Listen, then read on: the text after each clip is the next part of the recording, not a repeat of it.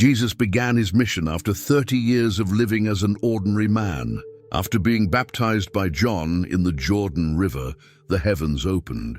The Holy Spirit descended upon him like a dove, and a voice from heaven said, "This is my beloved Son, in whom I am well pleased."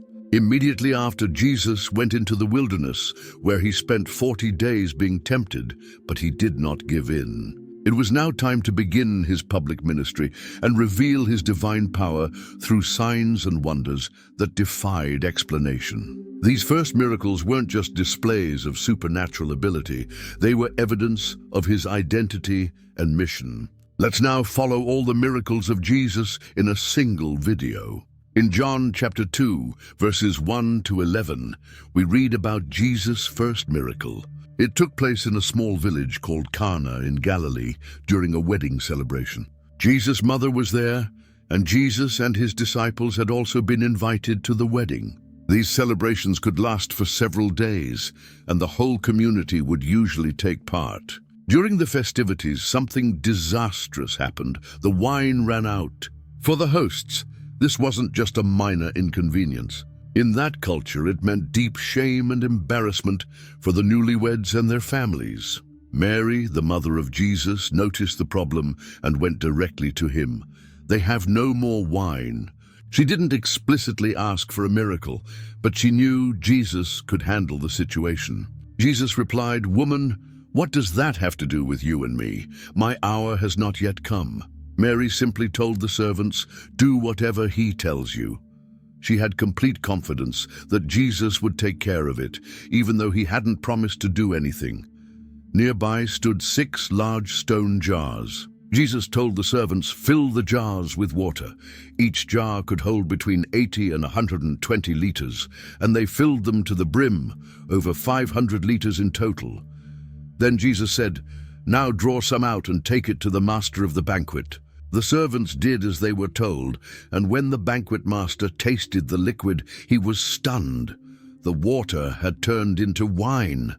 And not just any wine, it was of the highest quality. The banquet master didn't even know where it had come from. He called the groom and said, "Everyone brings out the choice wine first, and then the cheaper wine after the guests have had too much to drink. But you have saved the best till now." John ends the passage by saying, "This was the first of the signs through which Jesus revealed his glory, and his disciples believed in him." This miracle marked the official beginning of his public ministry, and the disciples saw it and believed he was no ordinary man. The second miracle of Jesus is recorded in John chapter 4, verses 46 to 54. Jesus returned to Cana in Galilee, where he had turned water into wine, but this time he wasn't met with celebration. He was met by a desperate father. There was a certain royal official whose son lay sick at Capernaum. This man was likely a government officer under Herod Antipas. His son was gravely ill, on the verge of death in Capernaum, about 30 kilometers from Cana. When the official heard that Jesus had arrived in Galilee from Judea, he immediately went to find him. After the long journey to Cana, he begged Jesus to come and heal his son, who was dying. Jesus responded with something that might sound strange at first. "Unless you people see signs and wonders, you will never believe." It wasn't a direct rebuke to the man, but a comment on how many people only believed after witnessing miracles. The official, however, wasn't interested in theology. His child was dying.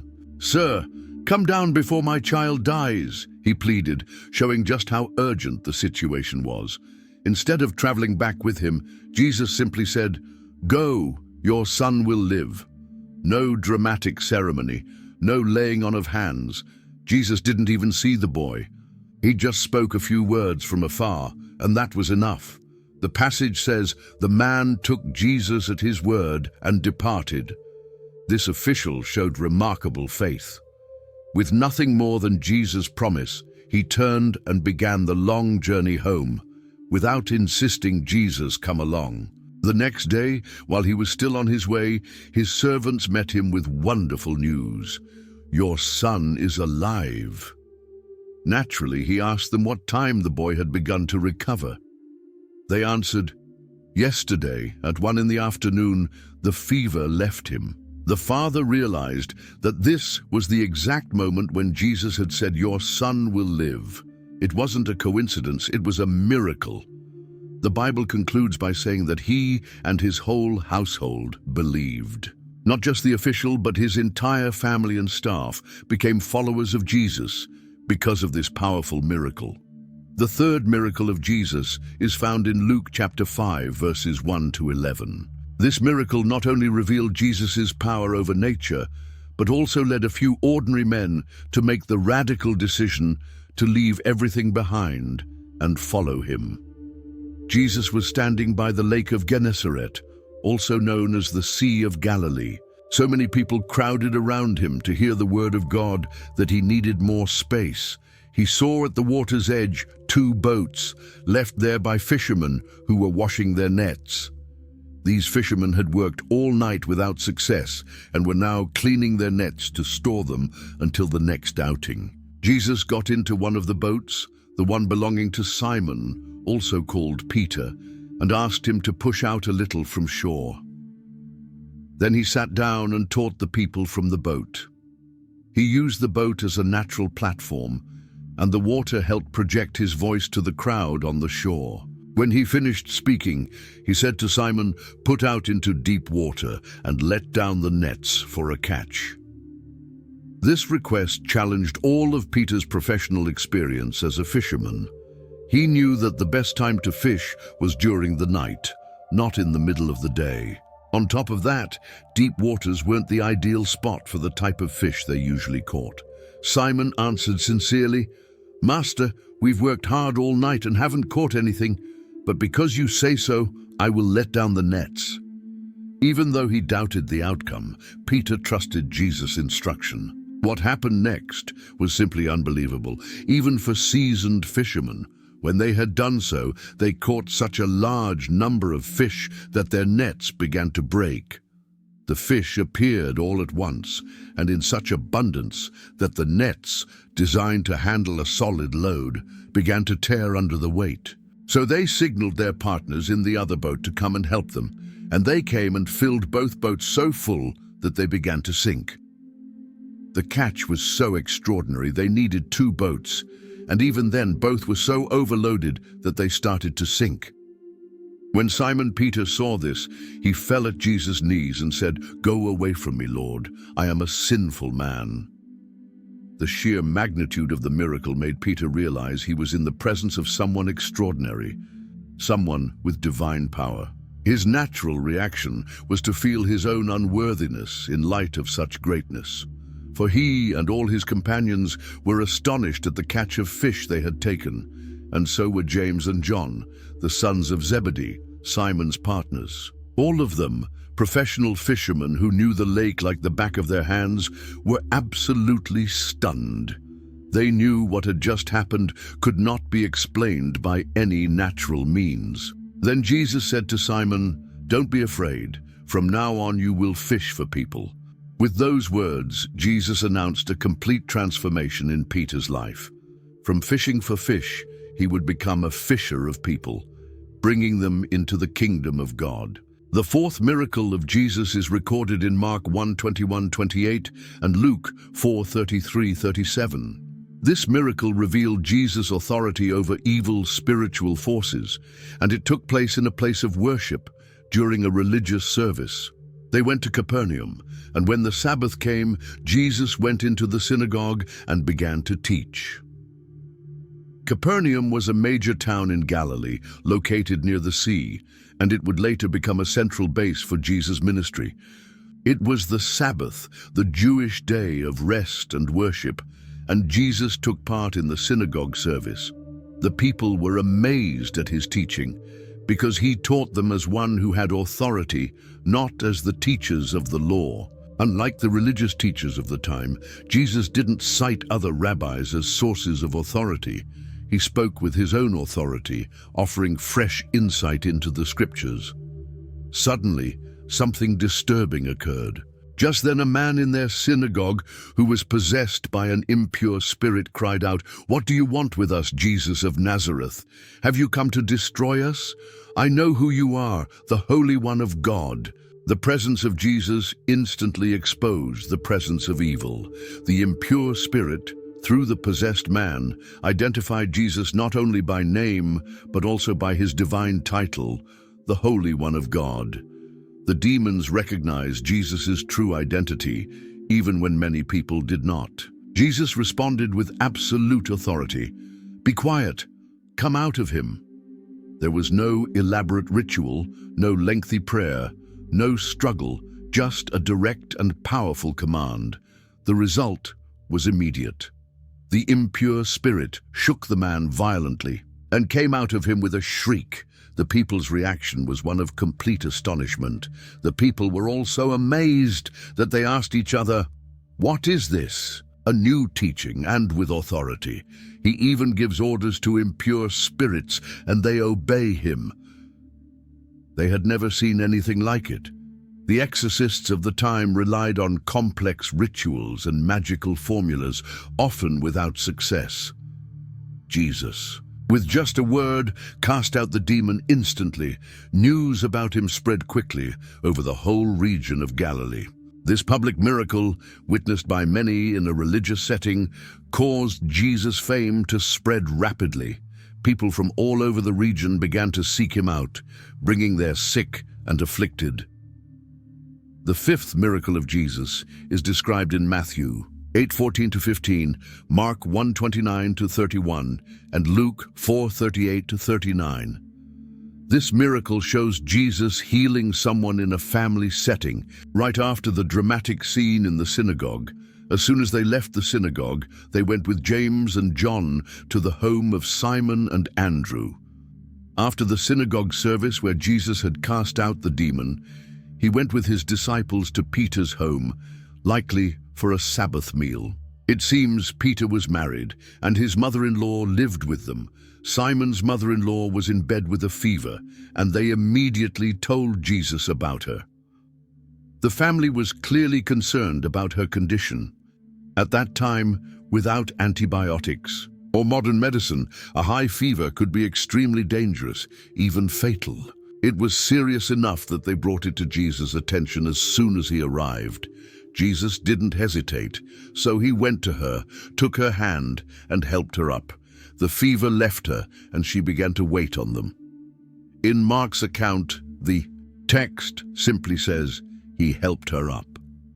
Luke, being a physician, adds more detail. He bent over her and rebuked the fever. The miracle was immediate and complete. There was no recovery period, as is normally expected even when a fever breaks. With medicine, the woman was so thoroughly healed that she got up and started serving the guests. This shows that Jesus didn't just remove the symptoms, he completely restored her strength and vitality. Though this fifth miracle may seem less dramatic than the previous ones, it reveals several important things about Jesus. He cared about ordinary, everyday problems, not just dramatic situations. He had power over physical illnesses, not just demons. He healed in different ways, sometimes with words, sometimes with touch. His healings were always complete and instantaneous. The news of this healing, along with the exorcism in the synagogue, quickly spread throughout the town. Mark reports that at sunset, the people brought to Jesus all the sick and demon-possessed. The whole town gathered at the door, and he healed many who had various diseases. Jesus' ministry was gaining momentum, and the crowds were beginning to seek him out for healing and deliverance. The sixth miracle of Jesus is recorded in Matthew 8:14, Mark 1:40-45, and Luke 5:12-16. This miracle broke through one of the strongest social and religious barriers of that time, contact with a leper. A man with leprosy came to Jesus and, falling on his knees, begged him, "If you are willing, you can make me clean." Leprosy was one of the most feared diseases in the ancient world. The term could refer to a range of skin diseases, including what we now know as Hansen's disease. Lepers were considered unclean, both religiously and socially. They were forced to live in isolation outside the cities, far from their families and friends. When someone approached, they had to shout, "Unclean, unclean," to warn others to keep their distance. But this man, desperate for help, risked everything and came near to Jesus. Notice his request. "If you are willing, you can make me clean." He didn't question Jesus' power, only his willingness. Would he really want to touch someone as repulsive and impure as me? He must have wondered. Jesus' response was both shocking and revolutionary. Filled with compassion, Jesus reached out his hand and touched the man. "I am willing." He said, "It be clean." Mark specifically mentions that Jesus was moved with compassion. Jesus didn't feel revulsion or fear, but deep compassion for this suffering man. What shocked the onlookers even more was that Jesus touched the leper. No one touched lepers. It went against all religious laws and social norms. Touching a leper made you ritually unclean. But Jesus flipped the logic. Instead of the leper's touch defiling Jesus, Jesus' touch made the leper clean. Immediately the leprosy left him, and he was cleansed. The healing was immediate and total. Damaged skin was restored, wounds closed up, deformities reversed. One moment, the man was covered with leprosy. The next, he was completely whole. Jesus then instructed him, "See that you don't tell this to anyone, but go, show yourself to the priest, and offer the sacrifices that Moses commanded for your cleansing as a testimony to them." Jesus respected the law of Moses, which required a healed leper to be examined by a priest and to offer specific sacrifices before being declared officially clean and reintegrated into society. However, the man went out and began to talk freely, spreading the news. As a result, Jesus could no longer enter a town openly, but stayed outside in lonely places. Yet the people still came to him from everywhere. The healing was so extraordinary that the man couldn't keep it to himself. His joy and gratitude were simply too overwhelming. As a result, the crowds grew even larger, so much so that Jesus could no longer go into towns without being mobbed by people seeking healing. Jesus returned to Capernaum after preaching throughout the towns of Galilee. In Matthew 9, Mark 2, and Luke 5, we find the remarkable story of Jesus' seventh miracle. When people heard that Jesus was home, so many gathered that there was no room left, not even at the door. The house was completely packed. Mark 2:2 says, "They gathered in such large numbers that there was no room left, not even outside the door, and he preached the word to them." Among the crowd were Pharisees and teachers of the law who had come from every village in Galilee, Judea, and Jerusalem. They were there watching Jesus closely. Luke 5:17 notes that the power of the Lord was with Jesus to heal the sick. While Jesus was teaching, 4 men arrived carrying a paralyzed man on a mat. This man couldn't walk. He was completely dependent on others. His friends were determined to get him to Jesus, believing he could be healed. But there was a problem. The house was so full they couldn't get through the door. Did they give up? Not at all. Mark 2:4 tells us, since they could not get him to Jesus because of the crowd, they made an opening in the roof above Jesus by digging through it and then lowered the mat the man was lying on. Imagine the scene. They climbed up onto the flat roof of the house, dug through the thatch and mud, and lowered their friend right in front of Jesus. Roofs back then were made of wooden beams covered with branches and clay. It wasn't easy to break through, but these men were determined. When Jesus saw their faith, not just the paralyzed man's, but also his friends' bold and tireless faith, he did something unexpected. Instead of healing the man right away, he said, "Son, your sins are forgiven." The teachers of the law were outraged. Why does this fellow talk like that? He's blaspheming. Who can forgive sins but God alone? Jesus knew exactly what they were thinking. Mark 2:8-9 says, "Immediately Jesus knew in his spirit that this was what they were thinking in their hearts. And he said to them, 'Why are you thinking these things? Which is easier, to say to this paralyzed man, your sins are forgiven, or to say, get up, take your mat and walk?' Then Jesus did what no one expected. He said, 'But I want you to know that the Son of Man has authority on earth to forgive sins.' So he turned to the paralyzed man and said, 'I tell you, get up, take your mat and go home.' Immediately the man was healed.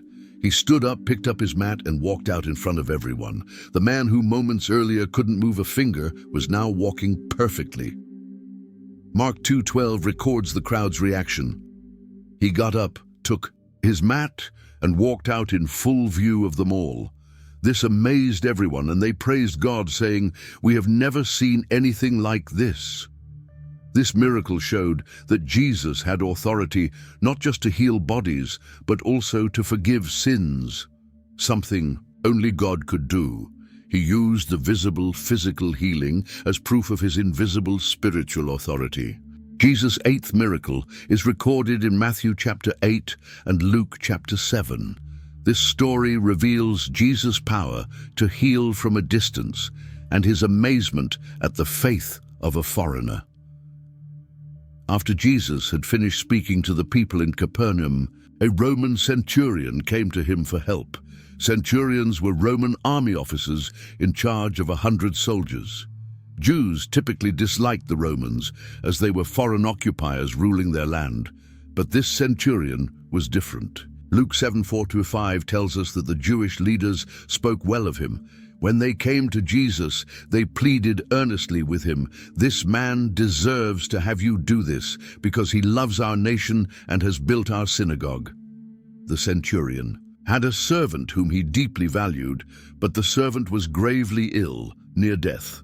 Having heard of Jesus and his miracles, he sent some Jewish elders to ask Jesus to come and heal the servant. Jesus went with them. But as he neared the house, the centurion sent friends to deliver a message. "Lord, don't trouble yourself, for I do not deserve to have you come under my roof.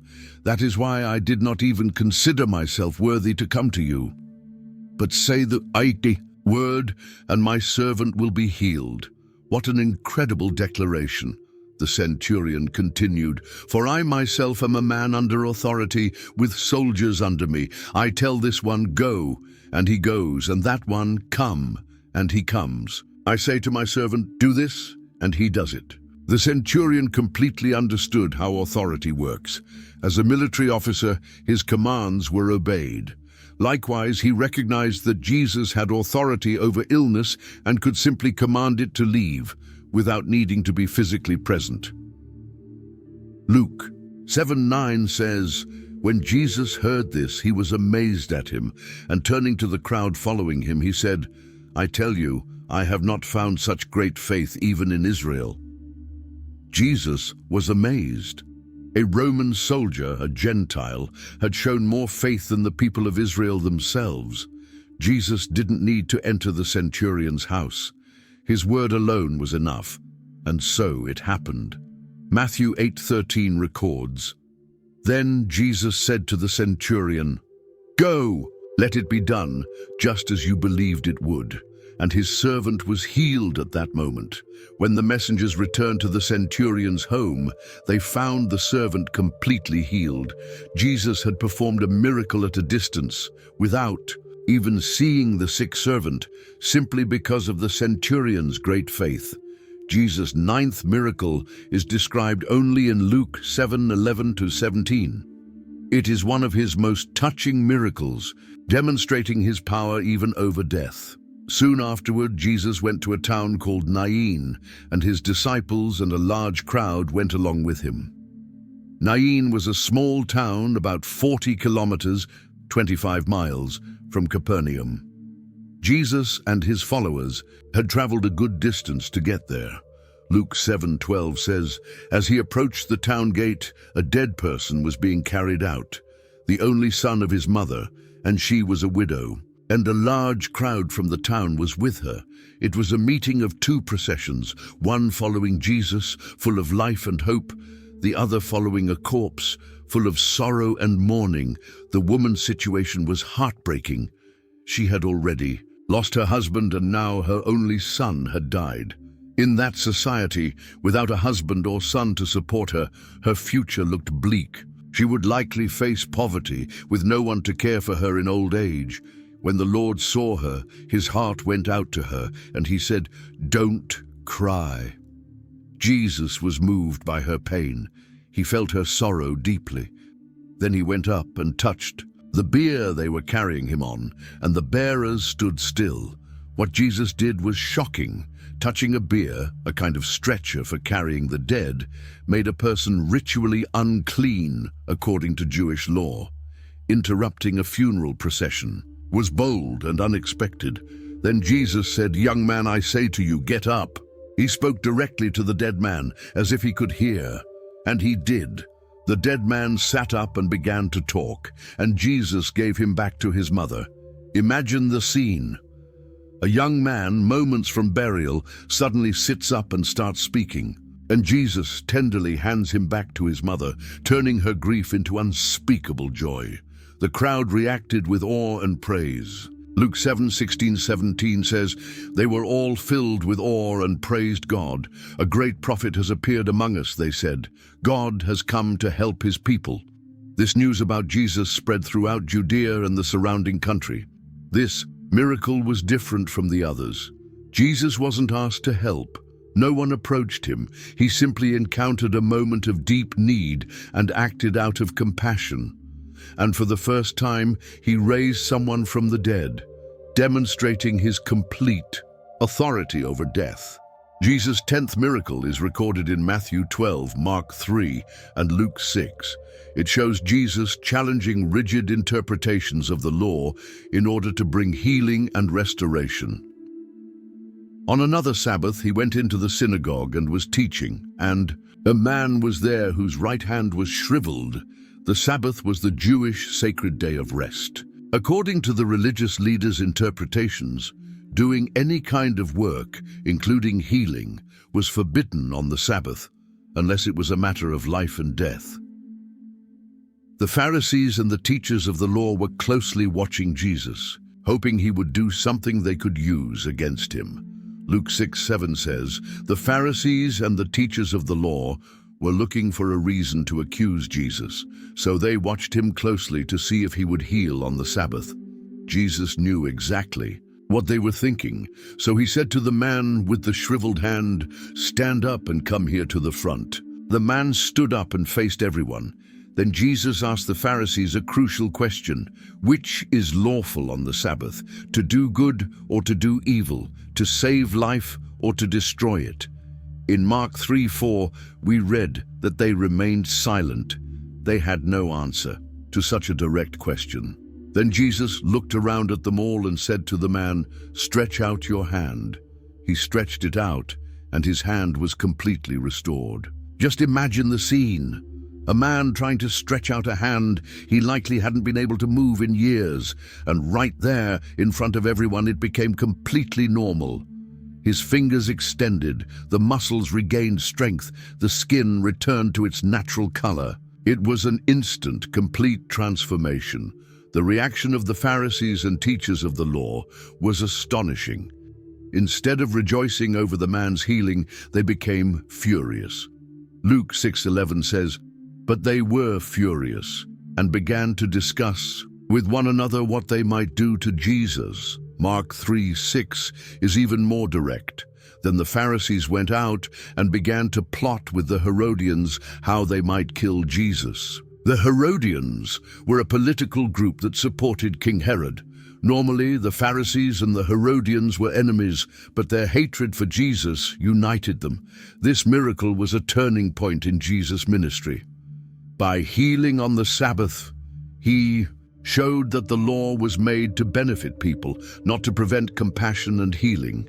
He valued the restoration of a person over rigid rules that had lost their original purpose. The 11th miracle of Jesus is recorded in Matthew chapter 8, Mark chapter 4 and Luke chapter 8. This remarkable story reveals Jesus' power over the forces of nature. After a long day of teaching crowds by the Sea of Galilee, Jesus said to his disciples, "Let's cross to the other side of the lake." He was tired and wanted some time away from the crowds, so they left the crowd and, just as he was in the boat, they took Jesus across the lake. The boats went with them. The Sea of Galilee, actually a large freshwater lake, is known for its sudden and violent storms caused by winds that rush down from the surrounding mountains. And sure enough, during the crossing, that's exactly what happened. Mark 4:37 describes it. A furious squall came up, and the waves broke over the boat so that it was nearly swamped. The situation was dire. Even the disciples, some of whom were experienced fishermen, were terrified. The boat was almost sinking under the force of the waves crashing into it.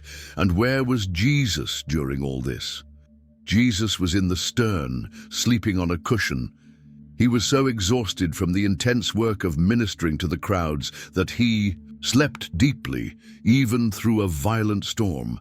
The disciples, in desperation, woke him up. "Teacher, don't you care if we drown?" they cried. In Matthew's account, they say, "Lord, save us, we're going to drown." They couldn't understand how Jesus could be sleeping while everyone was in danger. He got up, rebuked the wind, and said to the waves, "Quiet, be still." Then the wind died down, and it was completely calm. Jesus didn't just calm the wind. He spoke directly to the elements as if they were conscious beings who could obey his commands. And they did. The change was immediate and dramatic. From a violent storm to perfect calm in a matter of seconds. It wasn't gradual, it was instant. After calming the storm, Jesus turned to his disciples and asked, "Why are you so afraid? Do you still have no faith?" The disciples were amazed and asked each other, "Who is this? Even the wind and the waves obey him." Even after seeing Jesus heal diseases and cast out demons, they still hadn't fully understood who he was. This miracle revealed a new level of authority, power over nature itself. To the Jews, only God had the power to control the sea and the storms. Psalm 89:9 says, "You rule over the surging sea. When its waves mount up, you still them." By calming the storm, Jesus demonstrated that he held the same power the scriptures attribute to God. The 12th miracle is one of the most dramatic stories in Jesus' ministry. It's recorded in Matthew chapter 8, Mark chapter 5, and Luke chapter 8. After calming the storm, Jesus and his disciples arrived in the region of the Gadarenes, also known as the Gerasenes, on the opposite shore of the Sea of Galilee. This was Gentile territory, not Jewish. As soon as Jesus stepped ashore, a man possessed by evil spirits came to meet him. This man's condition was truly horrifying. Mark 5:25 describes, "When Jesus got out of the boat, a man with an impure spirit came from the tombs to meet him. This man lived in the tombs, and no one could bind him anymore, not even with a chain. For he had often been chained hand and foot, but he tore the chains apart and broke the irons on his feet. No one was strong enough to subdue him. Night and day among the tombs and in the hills, he would cry out and cut himself with stones." Imagine the scene. A man living among tombs, naked, screaming, injuring himself with supernatural strength that could break iron chains. He was living in complete misery, cut off from all human society. When he saw Jesus from a distance, he ran and fell on his knees before him. In a loud voice he shouted, "What do you want with me, Jesus, Son of the Most High God? In God's name, don't torture me."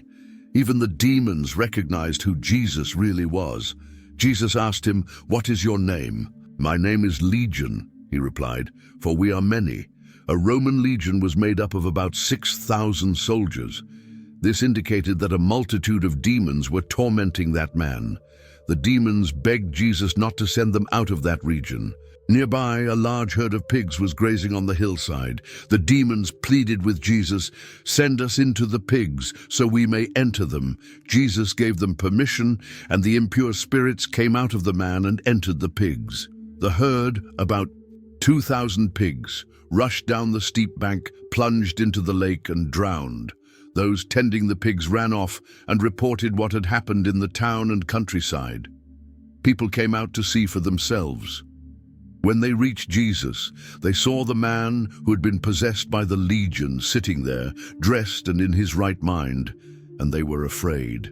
The transformation was complete and astonishing. The man who had once been naked, out of control, violent and living among the dead, was now calm, clothed and clear-minded, sitting at Jesus' feet. A total transformation. But the people of that region were more concerned about the loss of the pigs than the healing of the man. They began to plead with Jesus to leave their territory. As Jesus was getting into the boat, the man who had been possessed begged to go with him. But Jesus did not let him.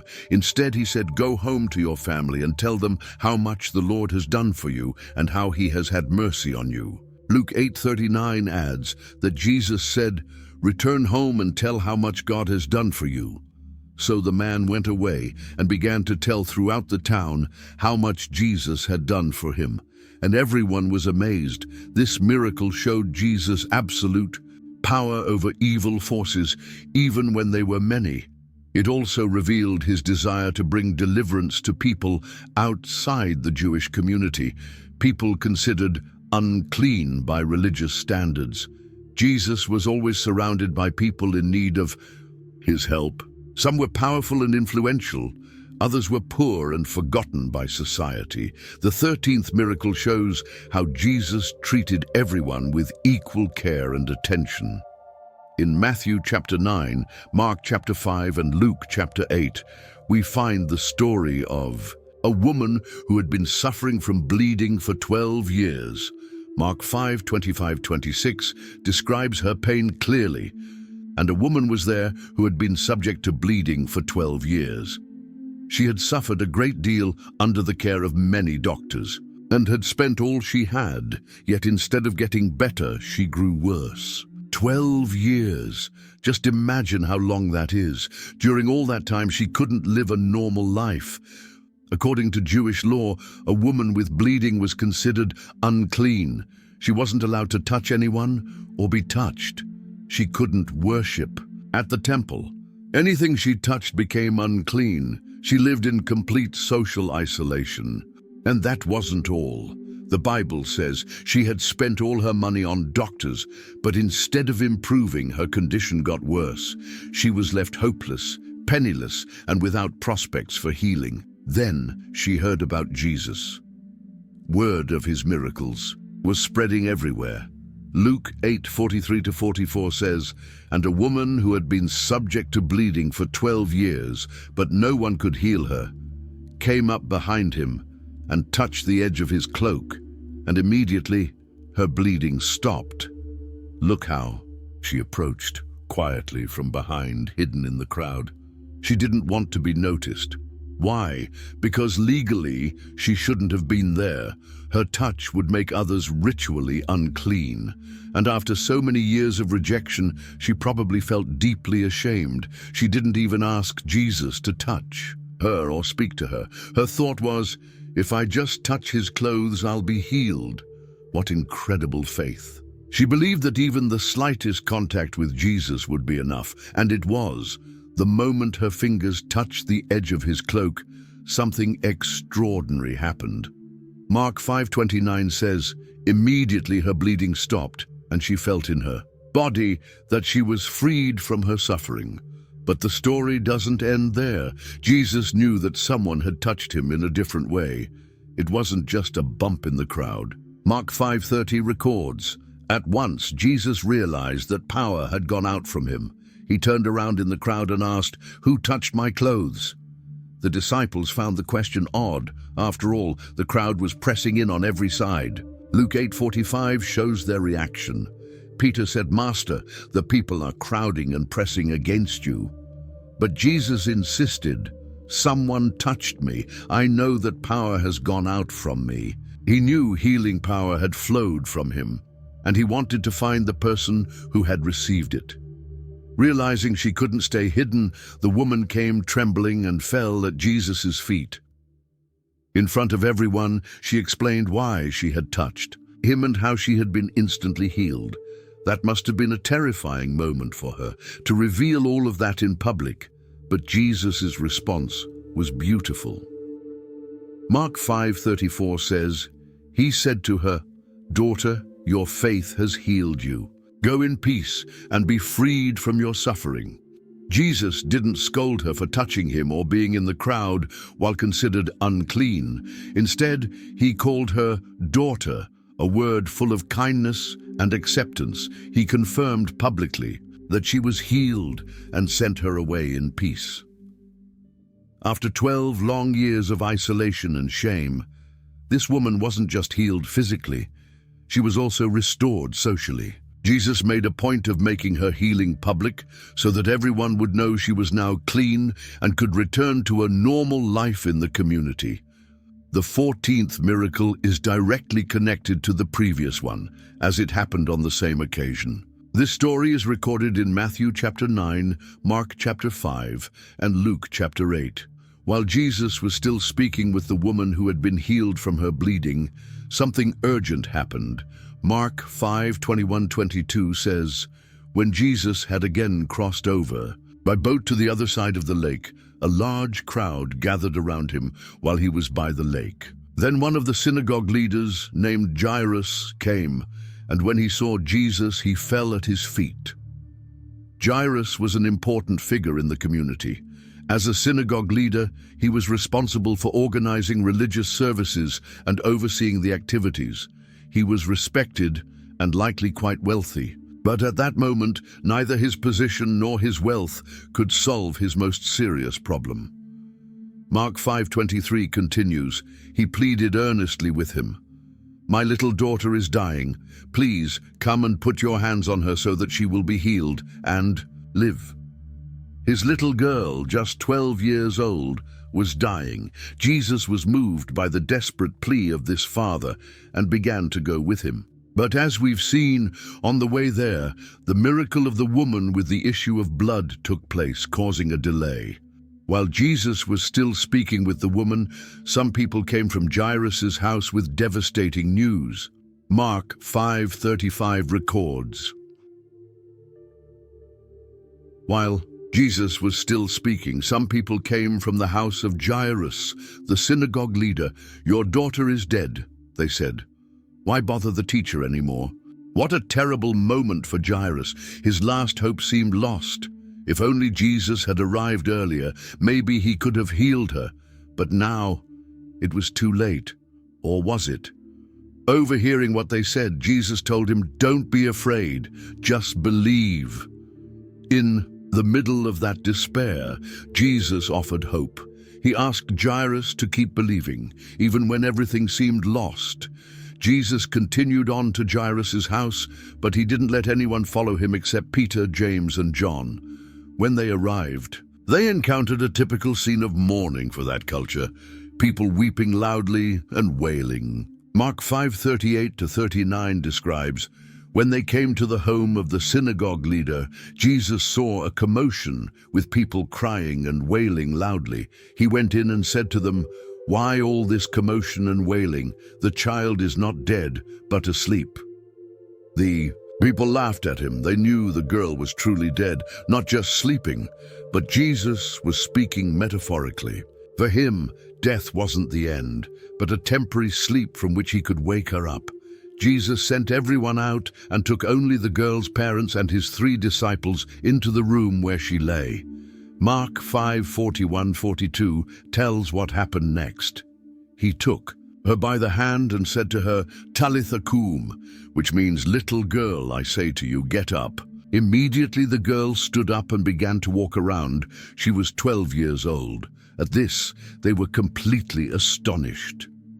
Talitha koum, these words were spoken in Aramaic, the everyday language Jesus used. Mark preserves both the original, Words and their translation, capturing the moment exactly as it happened.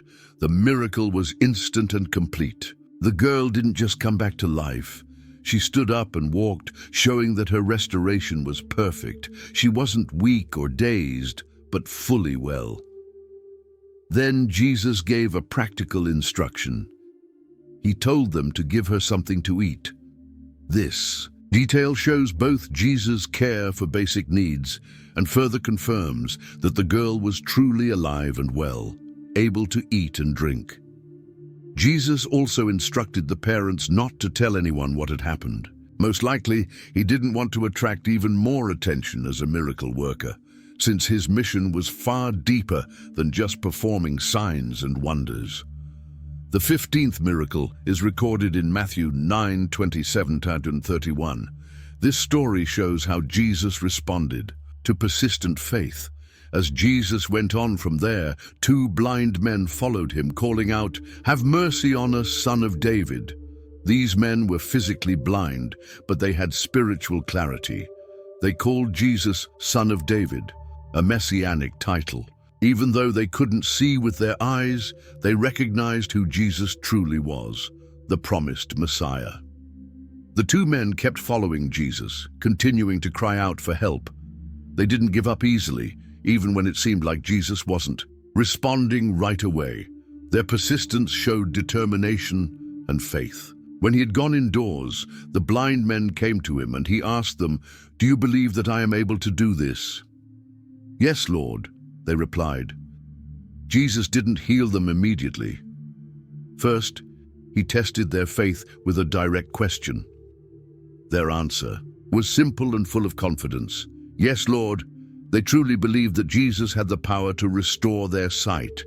Then he touched their eyes and said, "According to your faith, let it be done to you." And their sight was restored. Jesus directly connected their healing to their faith. He didn't use mud or ask them to wash somewhere, as in other healings. He simply touched their eyes and declared that they would receive what they believed for. And their eyes were opened, just like that. In a moment, these men who had lived in darkness began to see.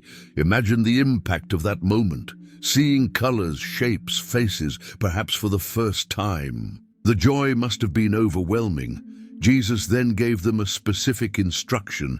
Jesus warned them sternly, "See that no one knows about this." Why didn't he want the news to spread? Likely because he didn't want to be known merely as a miracle worker. His mission was much deeper. Also, the more his fame spread, the more difficult his ministry became, due to the crowds and the attention of the authorities. But the joy of the formerly blind men was too much to contain. But they went out and spread the news about him all over that region. They just couldn't keep their miraculous healing to themselves. They told everyone what Jesus had done for them, spreading his fame throughout the land. The 16th miracle is recorded in Matthew 9:32-33. It's a brief but powerful story that highlights the contrast between the common people's response and the religious leaders' reaction to Jesus' miracles. While they were going out, a man who was demon-possessed and could not talk was brought to Jesus. Right after the 2 formerly blind men left, another case was brought to Jesus.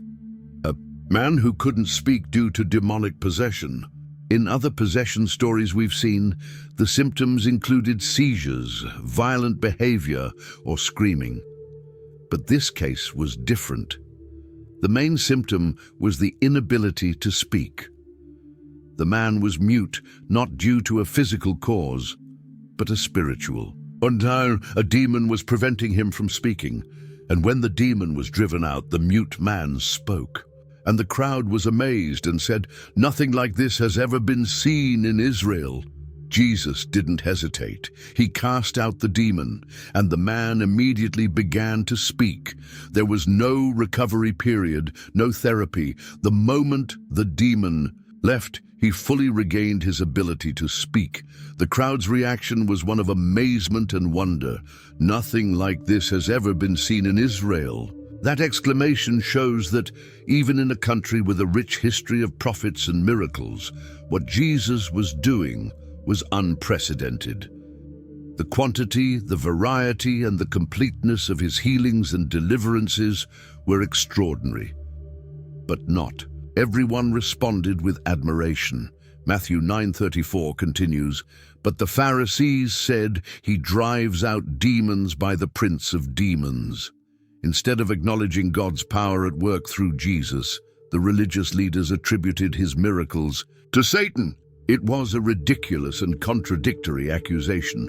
Why would the prince of demons cast out his own demons? This brief story highlights both Jesus' authority over evil spiritual forces and the contrast between the simple faith of the common people and the blind resistance of the religious leaders. Ordinary people saw the miracles and marveled, while the Pharisees, trapped by their prejudice and jealousy, clung to any explanation, no matter how absurd, to deny Jesus' divine power. The 17th miracle is one of Jesus' most well-known and one of the few recorded in all four Gospels: Matthew chapter 14, Mark chapter 6, Luke chapter 9, and John chapter 6.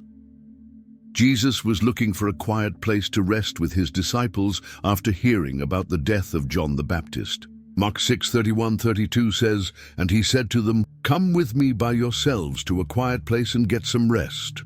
For many people were coming and going, and they did not even have a chance to eat.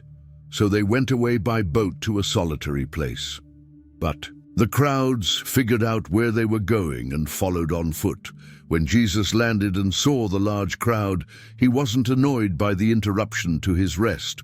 Quite the opposite. Mark 6:34 records, "When Jesus landed and saw a large crowd, he had compassion on them, because they were like sheep without a shepherd. So he began teaching them many things." Jesus spent the whole day teaching and healing the sick. By evening, the disciples began to worry. They were in a remote place, far from any town, and all those people would need something to eat. The disciples offered a practical solution: send the crowds away so they can go to the villages and buy themselves some food. It made sense. People could reach nearby towns before dark and find something to eat. But Jesus had a different plan. They do not need to go away. You give them something to eat. The disciples were stunned.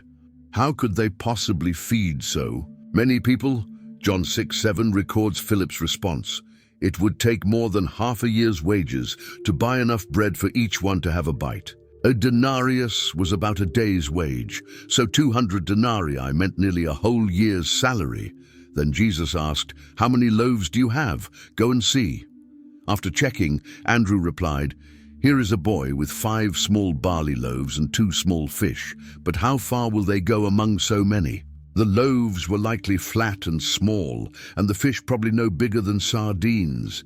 Just a humble lunch, clearly not enough for a crowd. Jesus then gave specific instructions. Have the people sit down. John notes that there was plenty of grass, making it comfortable to sit. Mark adds an interesting detail. Jesus told them to sit in groups of 50 and 100. This created order and made distributing the food much easier.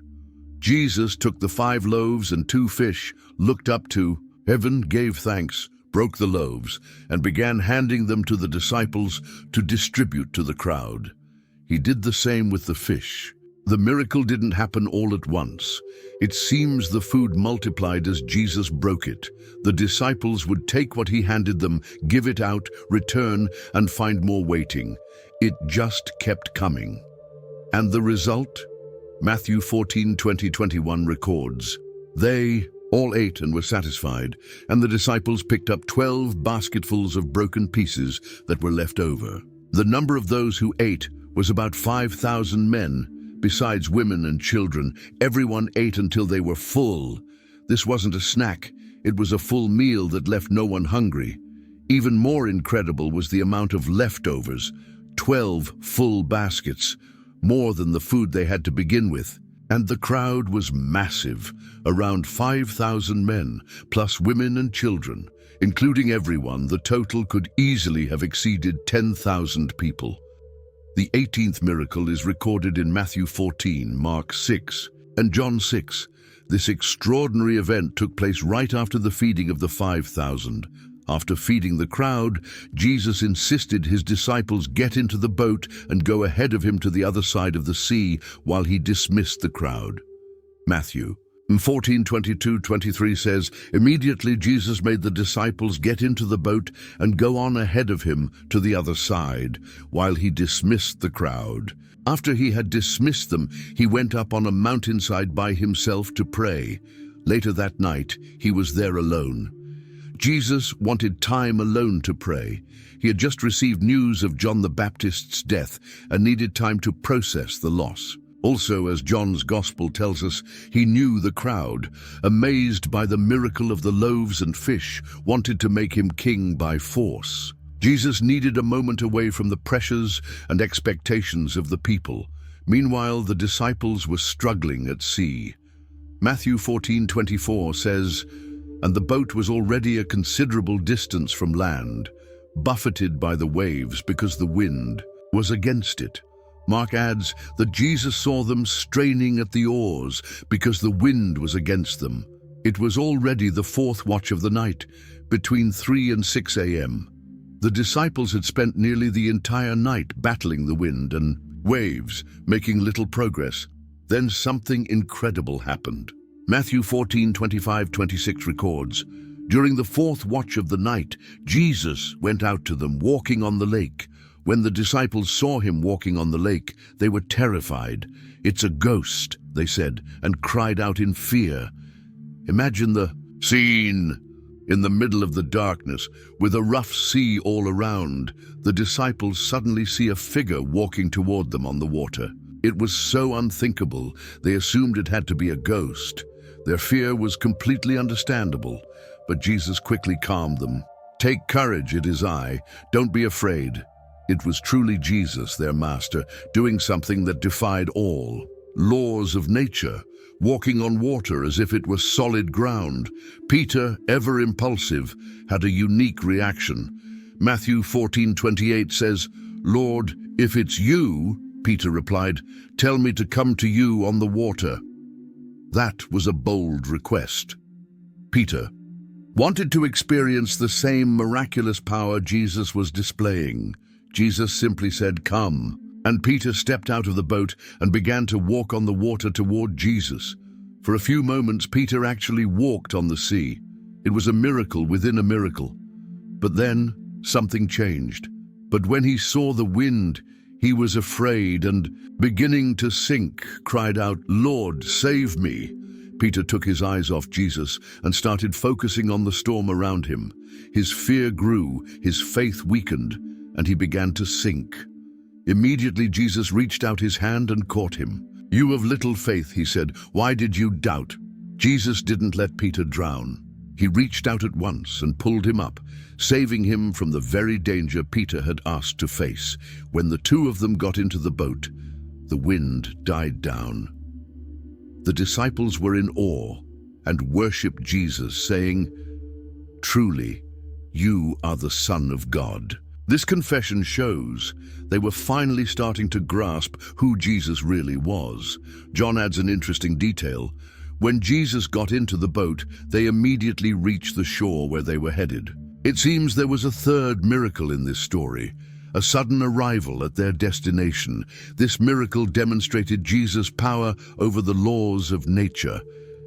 Walking on water was something that, in Jewish tradition, only God could do. As Job 9:8 says, "God is the one who alone stretches out the heavens and treads on the waves of the sea." By doing this, Jesus was revealing his divine nature in a way the disciples could no longer ignore. The 19th miracle of Jesus shows how he began expanding his ministry beyond the borders of Israel. In Matthew 15 and Mark 7, we find the story of how he helped a non-Jewish woman and her daughter. Jesus withdrew to the region of Tyre and Sidon, says Matthew 15:21. This was a foreign area, home to the Canaanites, people whom the Jews considered impure and pagan. Mark adds that Jesus entered a house and did not want anyone to know it, yet he could not keep his presence secret. Even while trying to stay hidden, a Canaanite woman heard he was in the region and came looking for him. She was desperate. Her daughter was suffering terribly, possessed by a demon. She had heard of Jesus' miracles and believed he could help. "Lord, Son of David, have mercy on me," she cried. "My daughter is demon-possessed and suffering terribly." She used a messianic title, Son of David, showing that even as a foreigner, she recognized Jesus as the Messiah promised to Israel. But then Jesus did something surprising. Matthew 15:23 says, Jesus did not answer a word. He simply ignored her.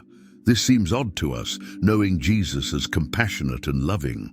But he had a purpose.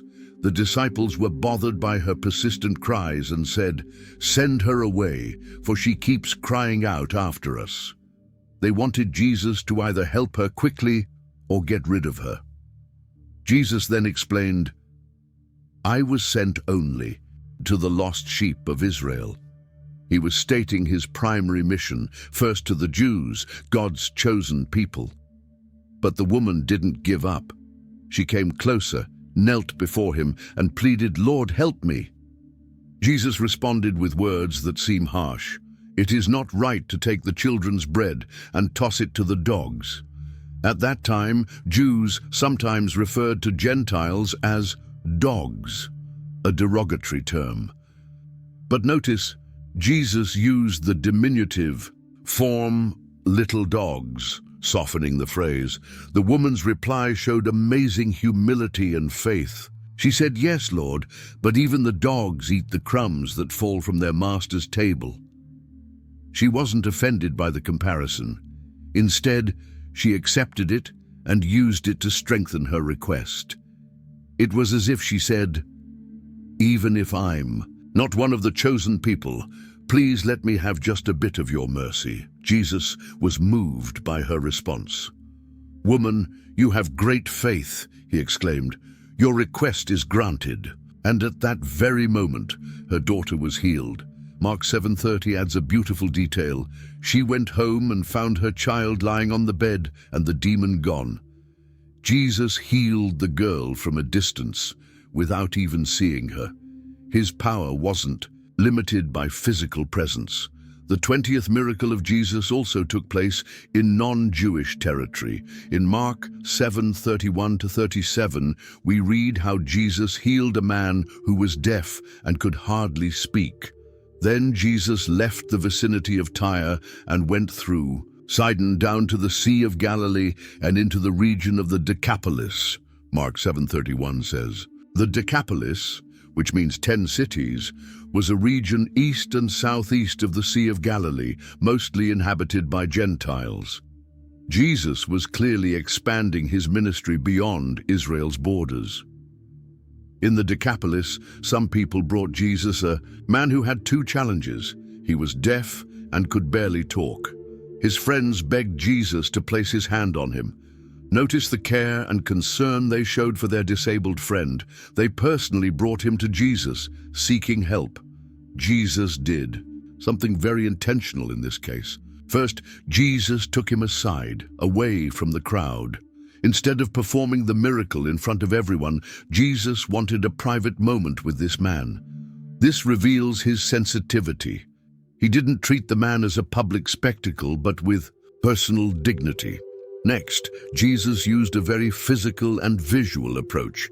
He put his fingers into the man's ears. Then he spit and touched the man's tongue. Why did Jesus do that?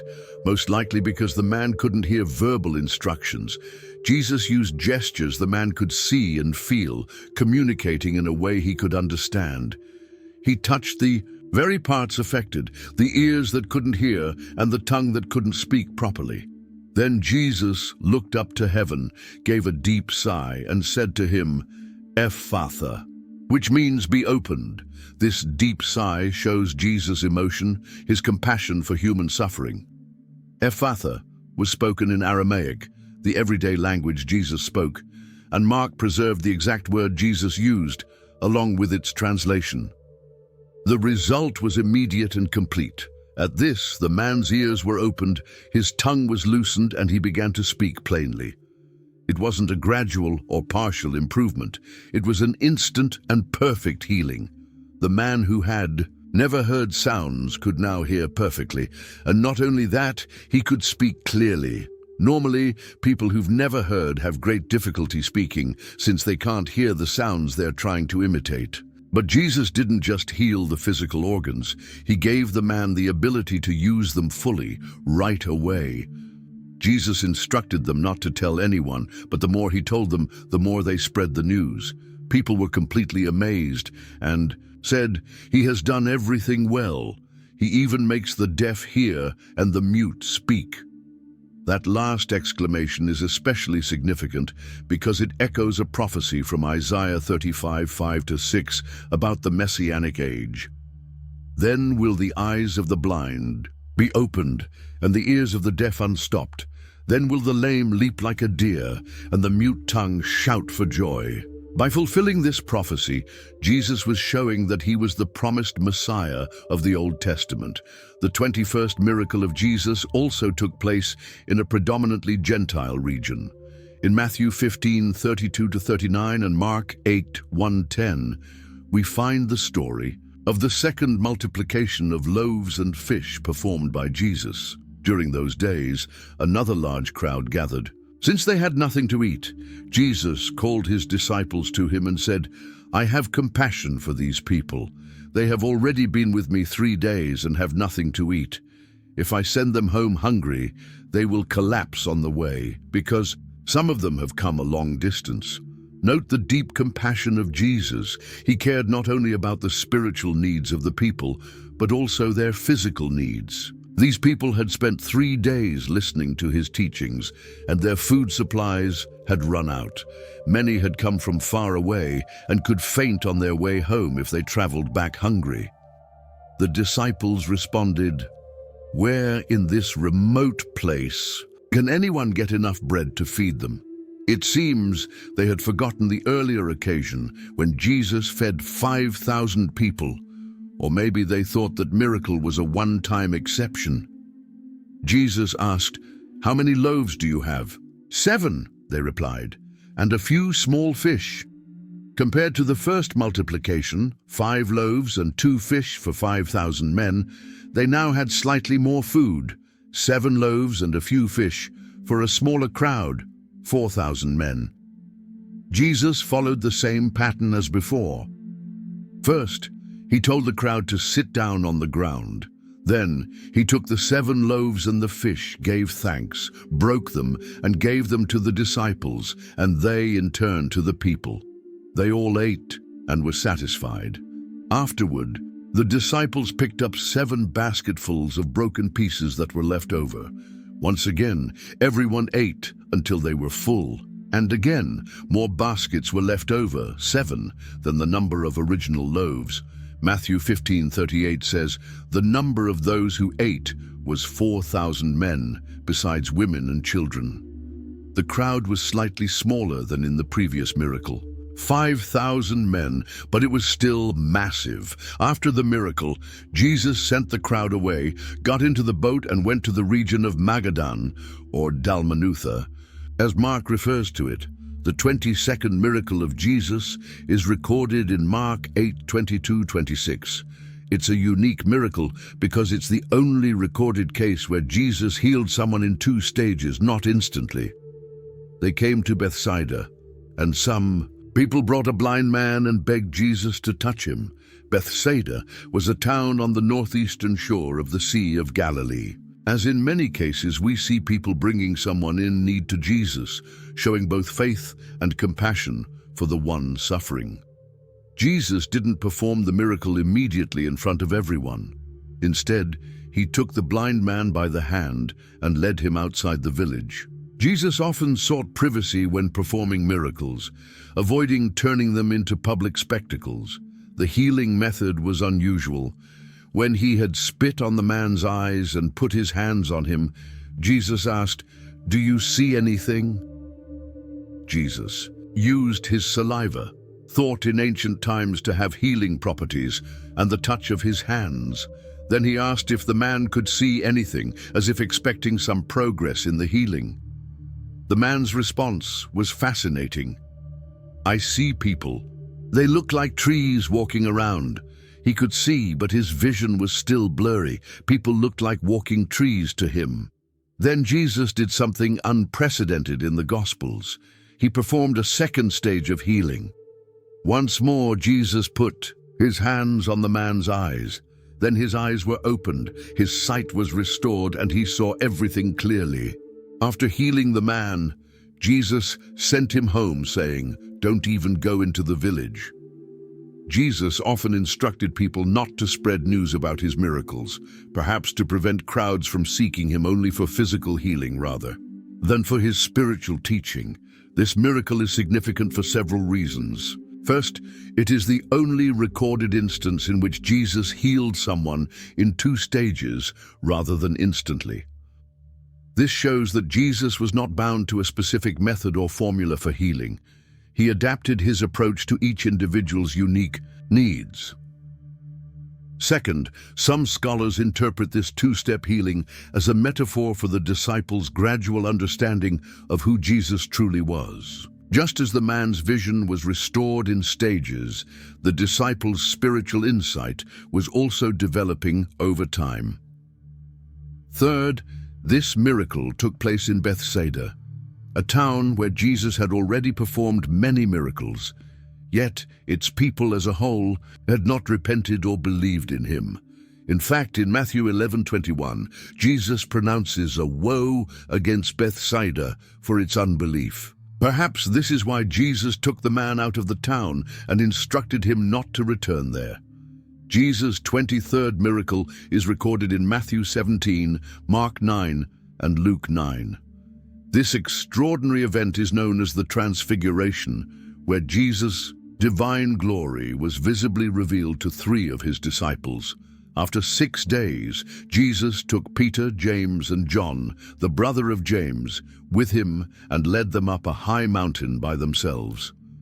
Jesus often took these 3 disciples, his inner circle, with him for special moments. On this occasion, he led them to a high mountain, traditionally identified as either Mount Tabor or Mount Hermon. What happened next was astonishing. There he was transfigured before them. His face shone like the sun, and his clothes became as white as the light. The Greek word for transfigured is metamorpho, from which we get the word metamorphosis. It implies a complete transformation in outward appearance that reveals one's true inner nature. For a brief moment, Jesus' divine glory, usually veiled by his humanity, became visible. His face shone like the sun, and his clothes turned dazzling white, whiter than any earthly bleach could make them, as Mark notes. But that wasn't all. Suddenly Moses and Elijah appeared before them, talking with Jesus. Moses represented the law, and Elijah represented the prophets, the 2 great divisions of the Old Testament. Their presence showed that Jesus was the fulfillment of both the law and the prophets. Luke 9:31 tells us what they discussed. They appeared in glorious splendor, speaking about Jesus' departure, which he was about to bring to fulfillment at Jerusalem. They were talking about his upcoming death, his sacrificial mission for humanity. Peter, ever impulsive, wanted to preserve the moment. "Lord, it is good for us to be here. If you wish, I will put up 3 shelters, one for you, one for Moses, and one for Elijah." He likely hoped to prolong this glorious experience, not fully grasping its purpose. While he was still speaking, a bright cloud covered them, and a voice from the cloud said, "This is my beloved Son, in whom I am well pleased. Listen to him." The radiant cloud was the Shekinah, the visible manifestation of God's glory, just like what appeared in the Old Testament tabernacle and in temple. The voice was that of God the Father, confirming Jesus' unique identity as his beloved Son and commanding the disciples to listen to him. When the disciples heard this, they fell face down to the ground, terrified. But Jesus came and touched them. "Get up," he said. "Don't be afraid." When they looked up, they saw no one except Jesus. This extraordinary miracle was a brief unveiling of Jesus' true divine nature. For just a moment, the veil of humanity was lifted, and the disciples saw Jesus in his heavenly glory. This event deeply strengthened their faith and prepared them for the difficult events to come, namely Jesus' crucifixion and death. Moreover, the transfiguration confirmed Jesus' identity as the promised Messiah, the fulfillment of both the law and the prophets, and the very Son of God.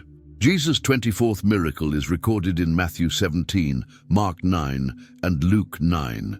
This story takes place shortly after the transfiguration, when Jesus and the 3 disciples came down from the mountain. When they came to the crowd, a man approached Jesus and knelt before him. "Lord, have mercy on my son," he said. "He has seizures and is suffering greatly. He often falls into the fire or into the water. I brought him to your disciples, but they could not heal him." The boy's condition was severe. Mark adds more detail. "Whenever the spirit seizes him, it throws him to the ground. He foams at the mouth, gnashes his teeth, and becomes rigid." These symptoms resemble epilepsy, but in this case, the root cause was spiritual, an evil spirit. Jairus' father was desperate. He had brought his son to Jesus' disciples, but they were unable to heal him. This occurred while Jesus, Peter, James, and John were on the mountain during the transfiguration. Jesus' response was striking. "O unbelieving and perverse generation, how long shall I stay with you? How long shall I put up with you? Bring the boy to me." Jesus expressed frustration at the lack of faith among both the disciples and the crowd. Mark records a touching exchange between Jesus and the boy's father. The man said, "If you can do anything, take pity on us and help us." Jesus replied, "If you can, everything is possible for one who believes." The father then cried out, "I do believe. Help me overcome my unbelief." A heartfelt confession, recognizing both his faith and his doubts. Jesus rebuked the demon, and it came out of the boy, and he was healed at that moment. Luke adds, "Even as the boy was coming, the demon threw him to the ground in a convulsion. But Jesus rebuked the impure spirit, healed the boy, and gave him back to his father." Later, the disciples asked Jesus privately why they couldn't drive out the demon. He replied, "Because you have so little faith."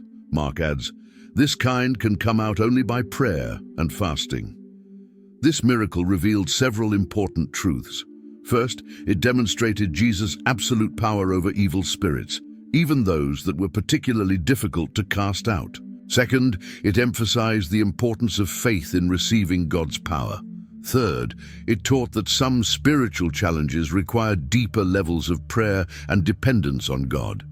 After the healing, people were amazed at the greatness of God. Once again, the miracle showcased both Jesus' power and compassion and his authority over all forces of evil. The 25th miracle of Jesus shows how he met a practical need in a surprising way. In Matthew chapter 17, verses 24 to 27, we find the story of a tax that needed to be paid. When Jesus and his disciples arrived in Capernaum, the collectors of the temple tax approached Peter and asked, "Does your teacher pay the temple tax?" The temple tax was an annual fee paid by every adult Jewish male to help cover the expenses of the temple in Jerusalem. It was equivalent to about 2 days' wages for a common laborer. Peter quickly replied, "Yes, he does." He said this without consulting Jesus first, maybe to avoid any awkwardness or potential trouble. When Peter returned to the house where they were staying, Jesus brought up the topic before Peter even mentioned it. "What do you think, Simon?" Jesus asked. "From whom do the kings of the earth collect duty and taxes? From their own children or from others?" Peter answered, "From others." That was the right answer. Princes and the king's children were typically exempt from paying taxes. "Then the children are exempt," Jesus said. What did he mean by that? Jesus was referring to himself as the Son of God. If the temple was God's house, then Jesus, as God's son, shouldn't be obligated to pay the tax. He was revealing something about his true identity.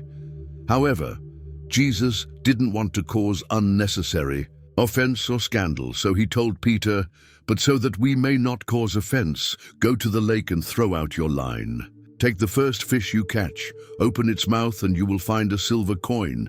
Take it and give it to them for my tax and yours." Just imagine that. Jesus asked Peter, an experienced fisherman, to do something very strange. He didn't say, "Go fish until you catch enough to cover the tax." He told him to catch just one specific fish, the first one, and claimed there would be an exact coin in its mouth to cover the tax for both of them. This miracle demonstrated Jesus' supernatural knowledge. How could he have known there'd be a coin in a fish's mouth? Humanly speaking, that would be impossible. It also showed his power over all creation. Somehow, Jesus arranged for a specific fish to swallow a specific coin and be the very first one Peter would catch. The entire natural order and circumstances themselves were under his control. But perhaps the most impressive part of this miracle is what it reveals about Jesus' heart. Even though he was the Son of God and fully entitled to be exempt from the temple tax, he chose to fulfill the obligation. He showed respect for earthly authorities and avoided unnecessary conflict. At the same time, he provided the means for the tax to be paid, so Peter wouldn't have to use his own limited resources. The 26th miracle is one of the most detailed healing stories in the Gospels. In John chapter 9, verses 1 to 41, we read about an encounter that transformed not only a man's physical eyes, but also his spiritual vision. As he went along, Jesus saw a man blind from birth. This was a severe case. The man had never seen sunlight, never looked into his parents' faces, never seen the colors of the world. He had lived in darkness his entire life. The disciples were curious about the cause of his condition. They asked, "Rabbi, who sinned? This man or his parents, that he was born blind?" In Jewish culture at that time, many believed that sickness or disability was a punishment for sin. They wanted to know who was to blame, the man himself, perhaps for a future sin God foresaw, or his parents. Jesus corrected that thinking. Neither this man nor his parents sinned, but this happened so that the works of God might be displayed. In him, Jesus didn't see the blindness as a punishment, but as an opportunity for God to show his power and love. It was a completely different perspective. "While I am in the world, I am the light of the world," Jesus said. He was about to prove that both literally and spiritually. What he did next was unusual. After saying this, he spit on the ground, made some mud with the saliva, and put it on the man's eyes. Why such a strange method? Maybe because the man was blind from birth. Jesus wanted him to feel the healing happening. Or perhaps to show that God can use simple, even odd materials, like mud made from spit, to accomplish miraculous things. Jesus then gave the man a clear command: "Go, wash in the pool of Siloam." The man had to take a step of faith and obedience. The pool of Siloam was a place used for ritual purification in Jerusalem, so the man went and washed and came home seeing. What an incredible moment. Imagine seeing for the first time in your life, colors, shapes, faces, the sky, all at once. The miracle was instant and complete. He didn't need to learn how to see or go through any adjustment period. His eyes and brain worked perfectly from the start, but the story didn't end there. His neighbors and others who used to see him begging were shocked. "Isn't this the same man who used to sit and beg?" some asked. Others said, "No, he only looks like him," but the man insisted, "I am the man." Naturally, they wanted to know what happened. He explained how Jesus made mud, put it on his eyes, and told him to wash in Siloam. "So I went, washed, and now I can see." "Where is this man?" they asked. "I don't know," he replied. At this point, the religious authorities stepped in. They brought the man who had been blind to the Pharisees. Verse 14 explains why. Now the day on which Jesus had made the mud and opened the man's eyes was a Sabbath. This was significant because, according to the strict Pharisaic interpretation of the Sabbath law, making mud and healing, unless it was a matter of life and death, were considered work and thus forbidden on the Sabbath. The Pharisees also asked the man how he had received his sight, and he repeated his simple story. This led to division among them. Some said, "This man is not from God, for he does not keep the Sabbath." Others argued, "How can a sinner perform such miraculous signs?" They couldn't reconcile the clear display of divine power with their interpretation of Sabbath law. So they turned to the man himself and asked, "What do you say about him? It was your eyes he opened." His answer was straightforward. He is a prophet, but the Jews still did not believe that he had been blind and had received his sight. So they summoned the man's parents and asked, "Is this your son, the one you say was born blind? How is it that he can now see?" The parents were afraid. Verse 22 explains, his parents said this because they were afraid of the Jews, for the Jews had already decided that anyone who acknowledged Jesus as the Christ would be put out of the synagogue. Being expelled from the synagogue was a serious form of both social and religious excommunication. So the parents answered cautiously, "We know he is our son, and we know he was born blind. But how he can now see, or who opened his eyes, we don't know. Ask him. He's of age, he will speak for himself." The authorities summoned the man a second time and demanded, "Give glory to God. We know this man is a sinner." The man replied with simple but powerful logic, "Whether he is a sinner or not, I do not know. One thing I do know, I was blind, and now I see." They kept pressing him about how Jesus had opened his eyes, and the man, growing impatient, responded, "I have told you already, and you did not listen. Why do you want to hear it again? Do you also want to become his disciples?" That set them off. They insulted him. "You are this fellow's disciple. We are disciples of Moses. We know that God spoke to Moses, but as for this man, we don't even know where he comes from." The man's response was extraordinary. From someone likely with little formal education came a powerful theological defense. "Now that is remarkable. You don't know where he comes from, yet he opened my eyes. We know that God does not listen to sinners. He listens to the godly person who does his will. Nobody has ever heard of opening the eyes of a man born blind. If this man were not from God, he could do nothing." Unable to refute his logic, the religious leaders resorted to intimidation. "You were steeped in sin at birth. How dare you lecture us?"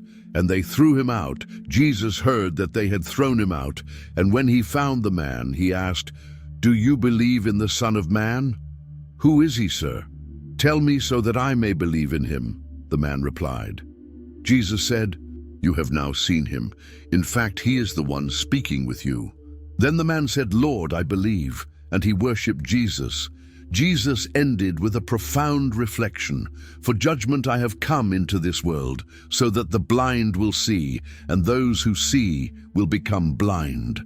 Some Pharisees who were with him heard this and asked, "What? Are we blind too?" Jesus said, "If you were blind, you would not be guilty of sin, but now that you claim you can see, your guilt remains." This miracle revealed not only Jesus' power to heal physical blindness, but also to open spiritual eyes. The man progressed in his understanding of Jesus. He first called him the man called Jesus, then said he is a prophet, later argued he is from God, and ultimately worshipped him as Lord. Meanwhile, the religious leaders, who claimed to clearly see spiritual truths, remained blind to the truth standing right in front of them. The 27th miracle of Jesus is recorded in Luke chapter 13, verses 10 to 17. It's the story of a woman who had been bent over for 18 long years, until an encounter with Jesus changed everything. On a Sabbath, Jesus was teaching in one of the synagogues. Jesus often taught in synagogues on the Sabbath, the sacred day of worship for the Jews. On this particular day, there was someone special in the congregation. A woman was there who had been crippled by a spirit for 18 years. She was bent over and could not straighten up at all. For 18 years, more than 6,500 days, this woman lived bent over, always looking down, unable to stand upright. Luke, being a doctor, specifically notes that the cause of her condition was a spirit of infirmity, suggesting a spiritual origin rather than merely a physical issue like arthritis or injury. Imagine what her life must have been like. For 18 years, she couldn't look up at the sky, couldn't look people in the eye while speaking, couldn't lie down comfortably, couldn't perform basic tasks that required standing up straight. That constant downward gaze likely affected even her mood and outlook on life. When Jesus saw her, he called her forward and said to her, "Woman, you are set free from your infirmity." Jesus took the initiative. The woman didn't ask for help, didn't cry out for attention like so many others. Perhaps she had grown resigned to her condition after so many years, but Jesus saw her, called her to the front of the synagogue before everyone, and declared her freedom. Then he put his hands on her, and immediately she straightened up and praised God. The effect was instant. After 18 years bent over, she stood up straight.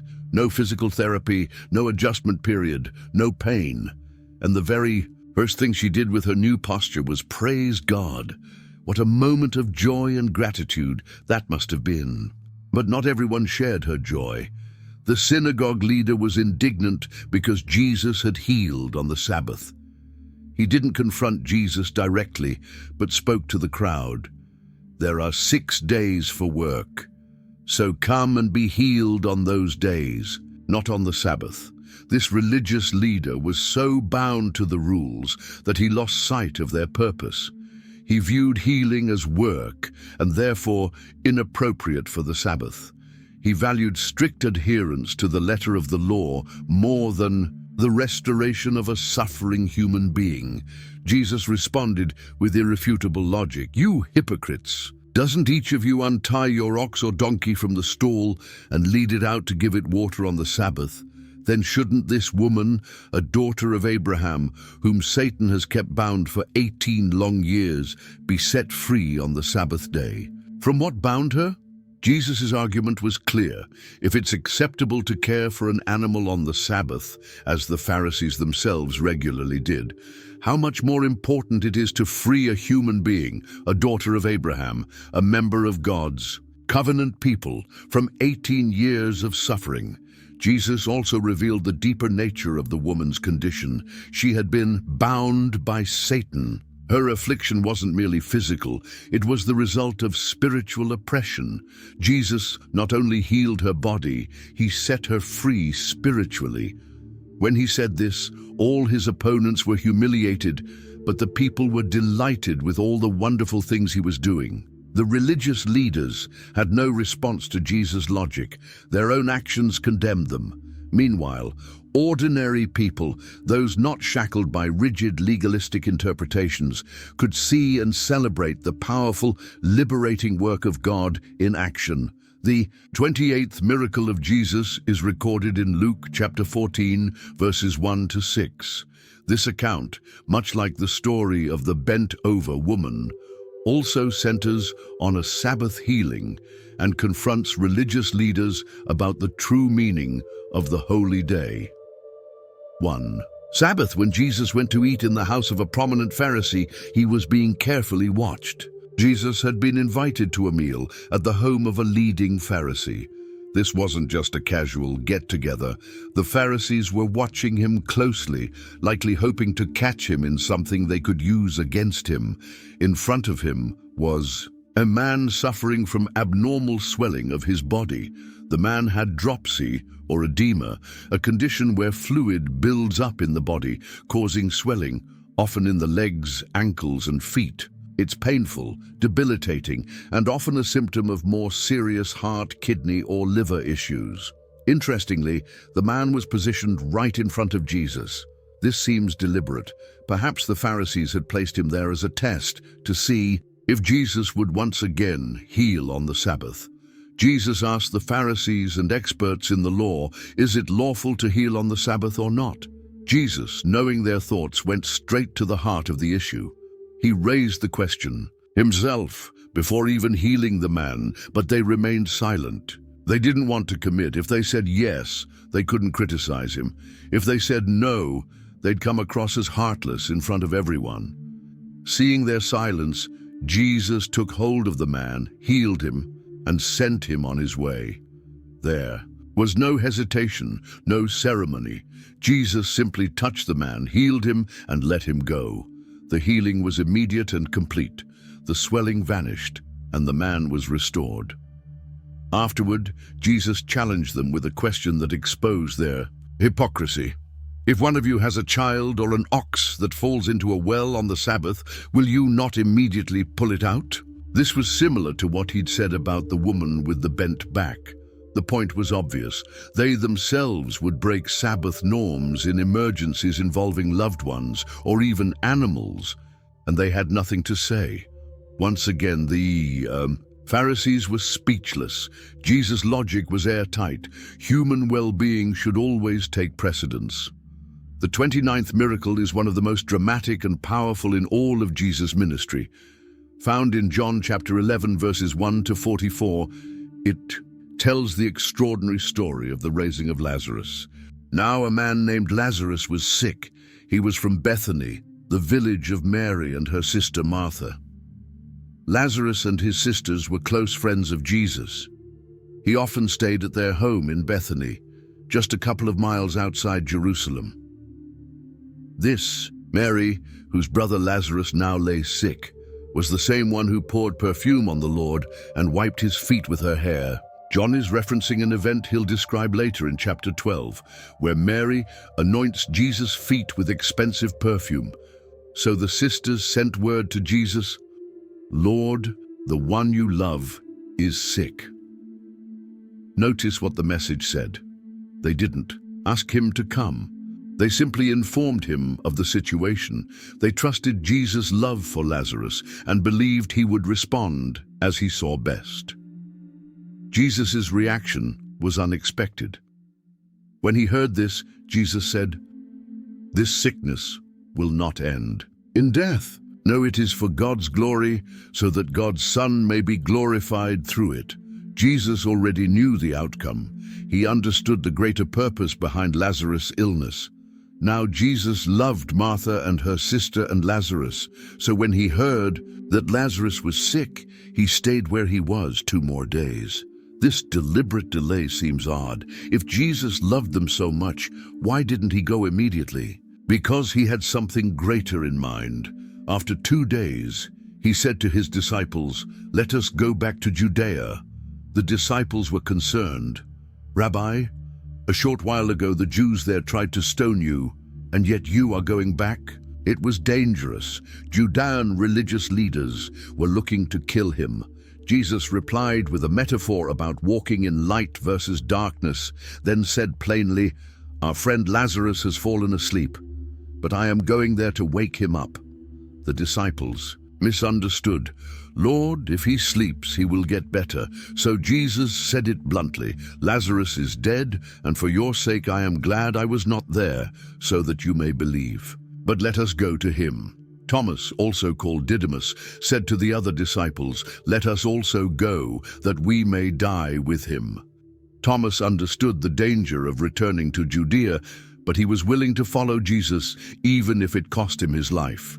When Jesus arrived, Lazarus had already been in the tomb for 4 days. Many Jews had come from the city to comfort Martha and Mary. When Martha heard that Jesus was coming, she went out to meet him, but Mary stayed at home. "Lord," Martha said to Jesus, "if you had been here, my brother would not have died. But I know that even now God will give you whatever you ask." Martha expressed both her sorrow at Jesus' absence and her faith in his power. Jesus said to her, "Your brother will rise again." Martha thought he was referring to the general resurrection at the end of time. I know he will rise again in the resurrection at the last day. Jesus then made one of the most profound declarations in the entire New Testament. I am the resurrection and the life. He who believes in me, though he may die, shall live. And whoever lives and believes in me shall never die. Do you believe this? Yes, Lord, she replied.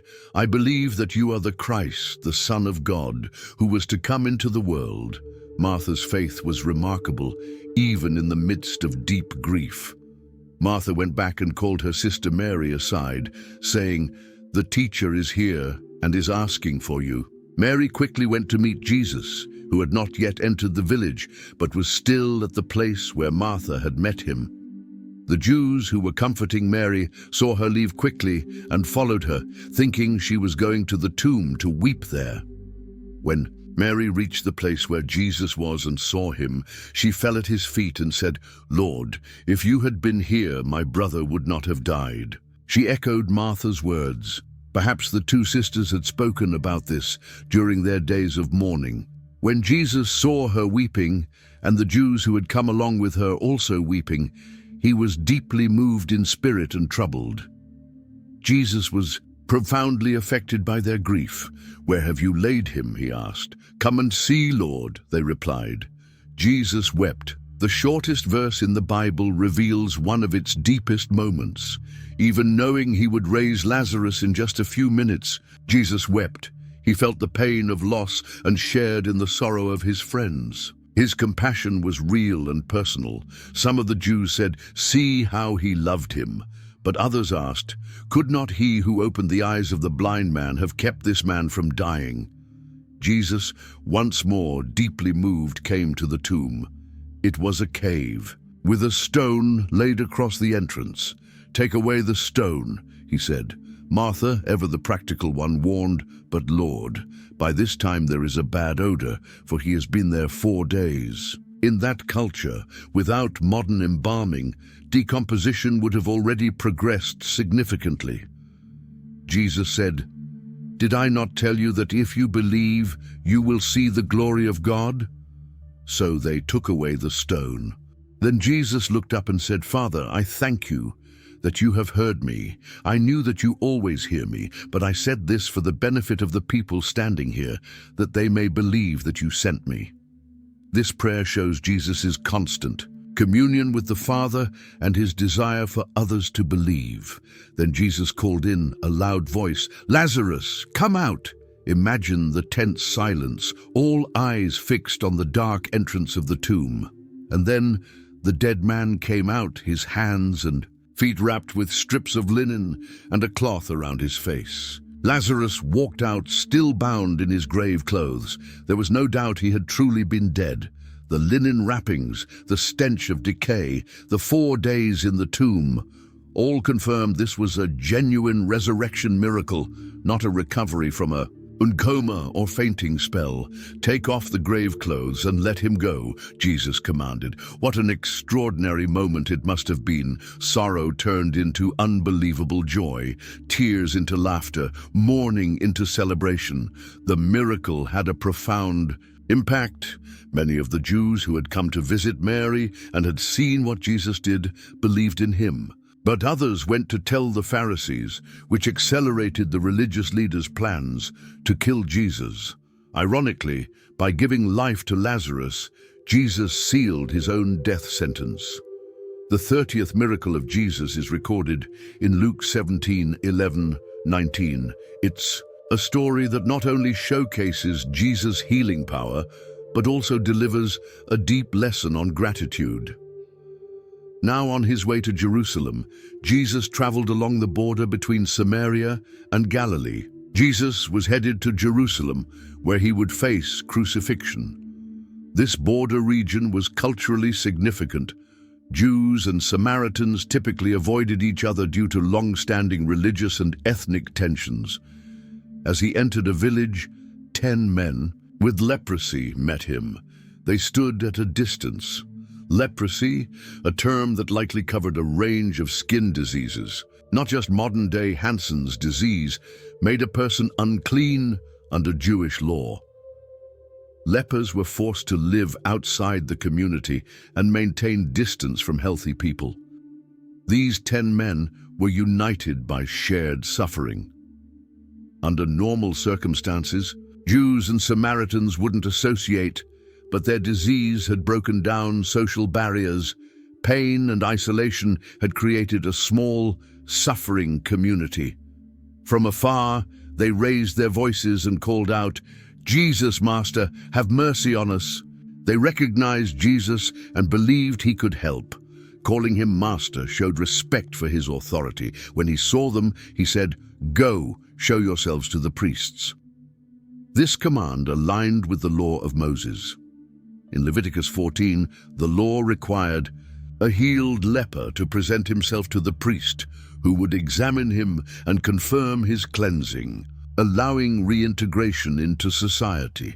Interestingly, Jesus didn't say, "You are healed," nor did he touch them as he had done with other lepers earlier in his ministry. Instead, he simply told them to act as if they were already healed, even though there was no visible evidence yet. And it happened that as they went, they were cleansed. The healing happened along the way, not instantly, not in the place where they encountered Jesus. It was a reward for their obedience and faith. They began walking toward the priests while still sick, believing that Jesus could heal them on the way. Picture the scene. As they walked, one of them may have noticed the spots disappearing, dead skin falling away, sensation returning to numb limbs, and then shouts of joy as each one realized they had been completely healed. One of them, when he saw that he was healed, came back praising God in a loud voice. He threw himself at Jesus' feet and thanked him, and he was a Samaritan. Out of the 10 healed men, only one came back to express gratitude, and that one was a Samaritan, regarded as heretical and inferior by the Jews. The least expected was the only one to show thankfulness. Jesus asked, "Were not all 10 cleansed? Where are the other 9? Was no one found to return and give praise to God except this foreigner?" Jesus noticed the absence of the others and pointed out the irony. The foreigner showed more gratitude and recognition than those from the covenant people. Then he said to him, "Rise and go. Your faith has made you well." The Samaritan received more than just physical healing.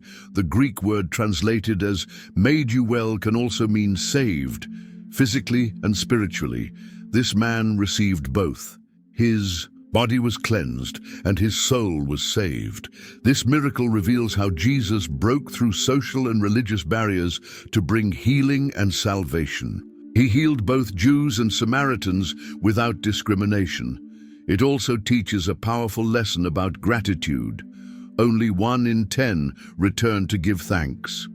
How often do we receive blessings and forget to thank the one who gave them? The 31st miracle of Jesus took place as he was approaching Jerusalem for his final Passover.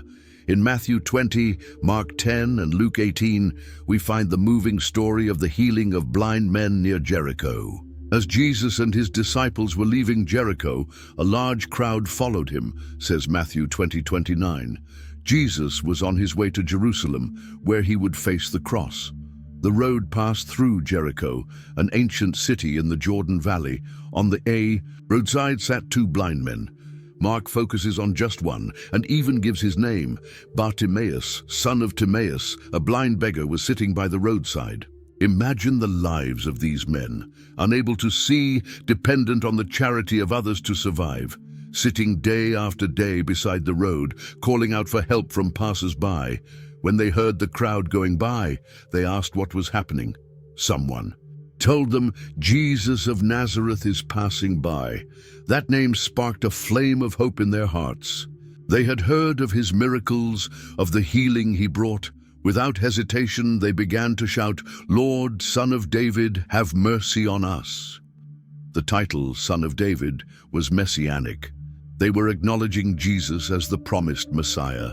Their faith was remarkable. The crowd rebuked them and told them to be quiet, says Matthew 20:31. People thought these blind beggars were being annoying, interrupting the important teacher passing by. But the blind men would not be silenced. They shouted all the louder, "Lord, Son of David, have mercy on us." They were determined not to miss this once-in-a-lifetime opportunity. Even when others tried to shut them down, they cried out even louder. Luke 18:40 says, Jesus stopped and ordered that the man be brought to him. Their persistence caught Jesus' attention. He stopped his journey to answer the desperate call of men whom society had overlooked. When the blind men were brought before him, Jesus asked a simple and direct question. "What do you want me to do for you?" He wanted to hear it from them, to give them the opportunity to express their faith in a specific way. "Lord, we want our eyes to be opened," they replied. A clear, direct request. They knew exactly what they wanted, and they believed Jesus could do it. Jesus had compassion on them and touched their eyes. Immediately they received their sight and followed him. The healing was instant and complete. One moment, they were in total darkness. The next, they could see everything, colors, shapes, faces, the blue sky, green trees, and the face of their Savior. Their response to being healed was powerful. They followed Jesus. They didn't just say thank you and go their own way. In gratitude, they became his followers, joining the crowd on the road to Jerusalem. Luke adds a beautiful detail. He received his sight and followed Jesus, glorifying God. When all the people saw it, they also praised God.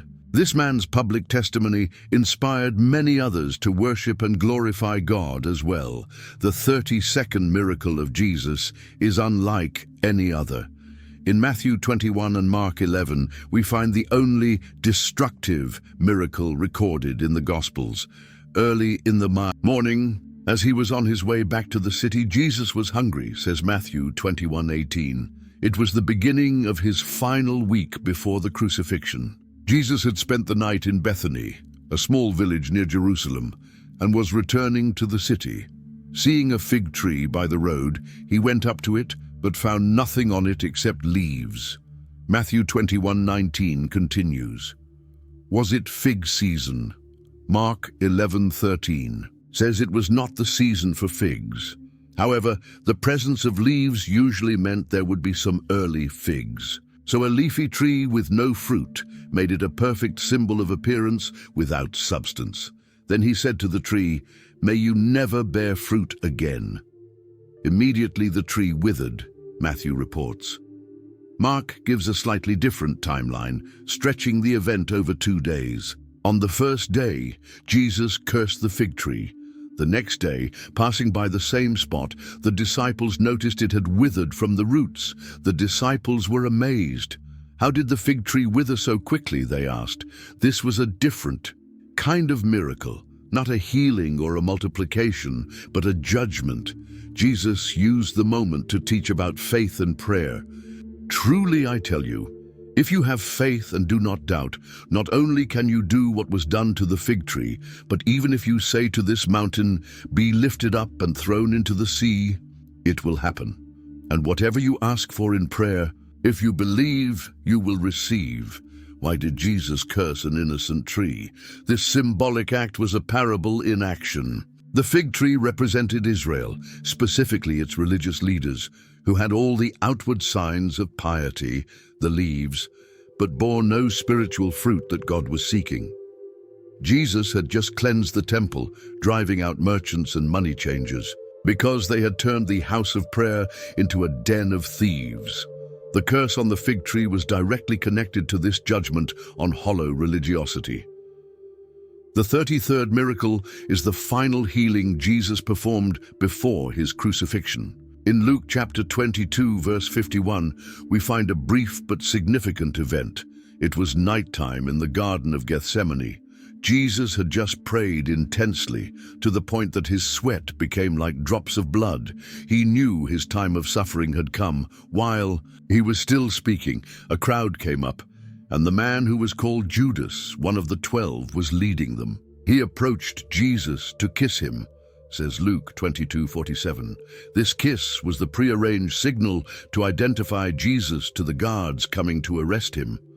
When the disciples realized what was happening, they asked, "Lord, should we strike with our swords?" But before Jesus could answer, one of them struck the servant of the high priest, cutting off his right ear. John 18:10 gives us more detail. Then Simon Peter, who had a sword, drew it and struck the high priest's servant, cutting off his right ear. The servant's name was Malchus. Peter, always impulsive, tried to defend Jesus with physical force. He was probably aiming for Malchus's head, but ended up cutting off his ear. The situation could have escalated quickly into a full-blown conflict, but Jesus intervened. Enough of this.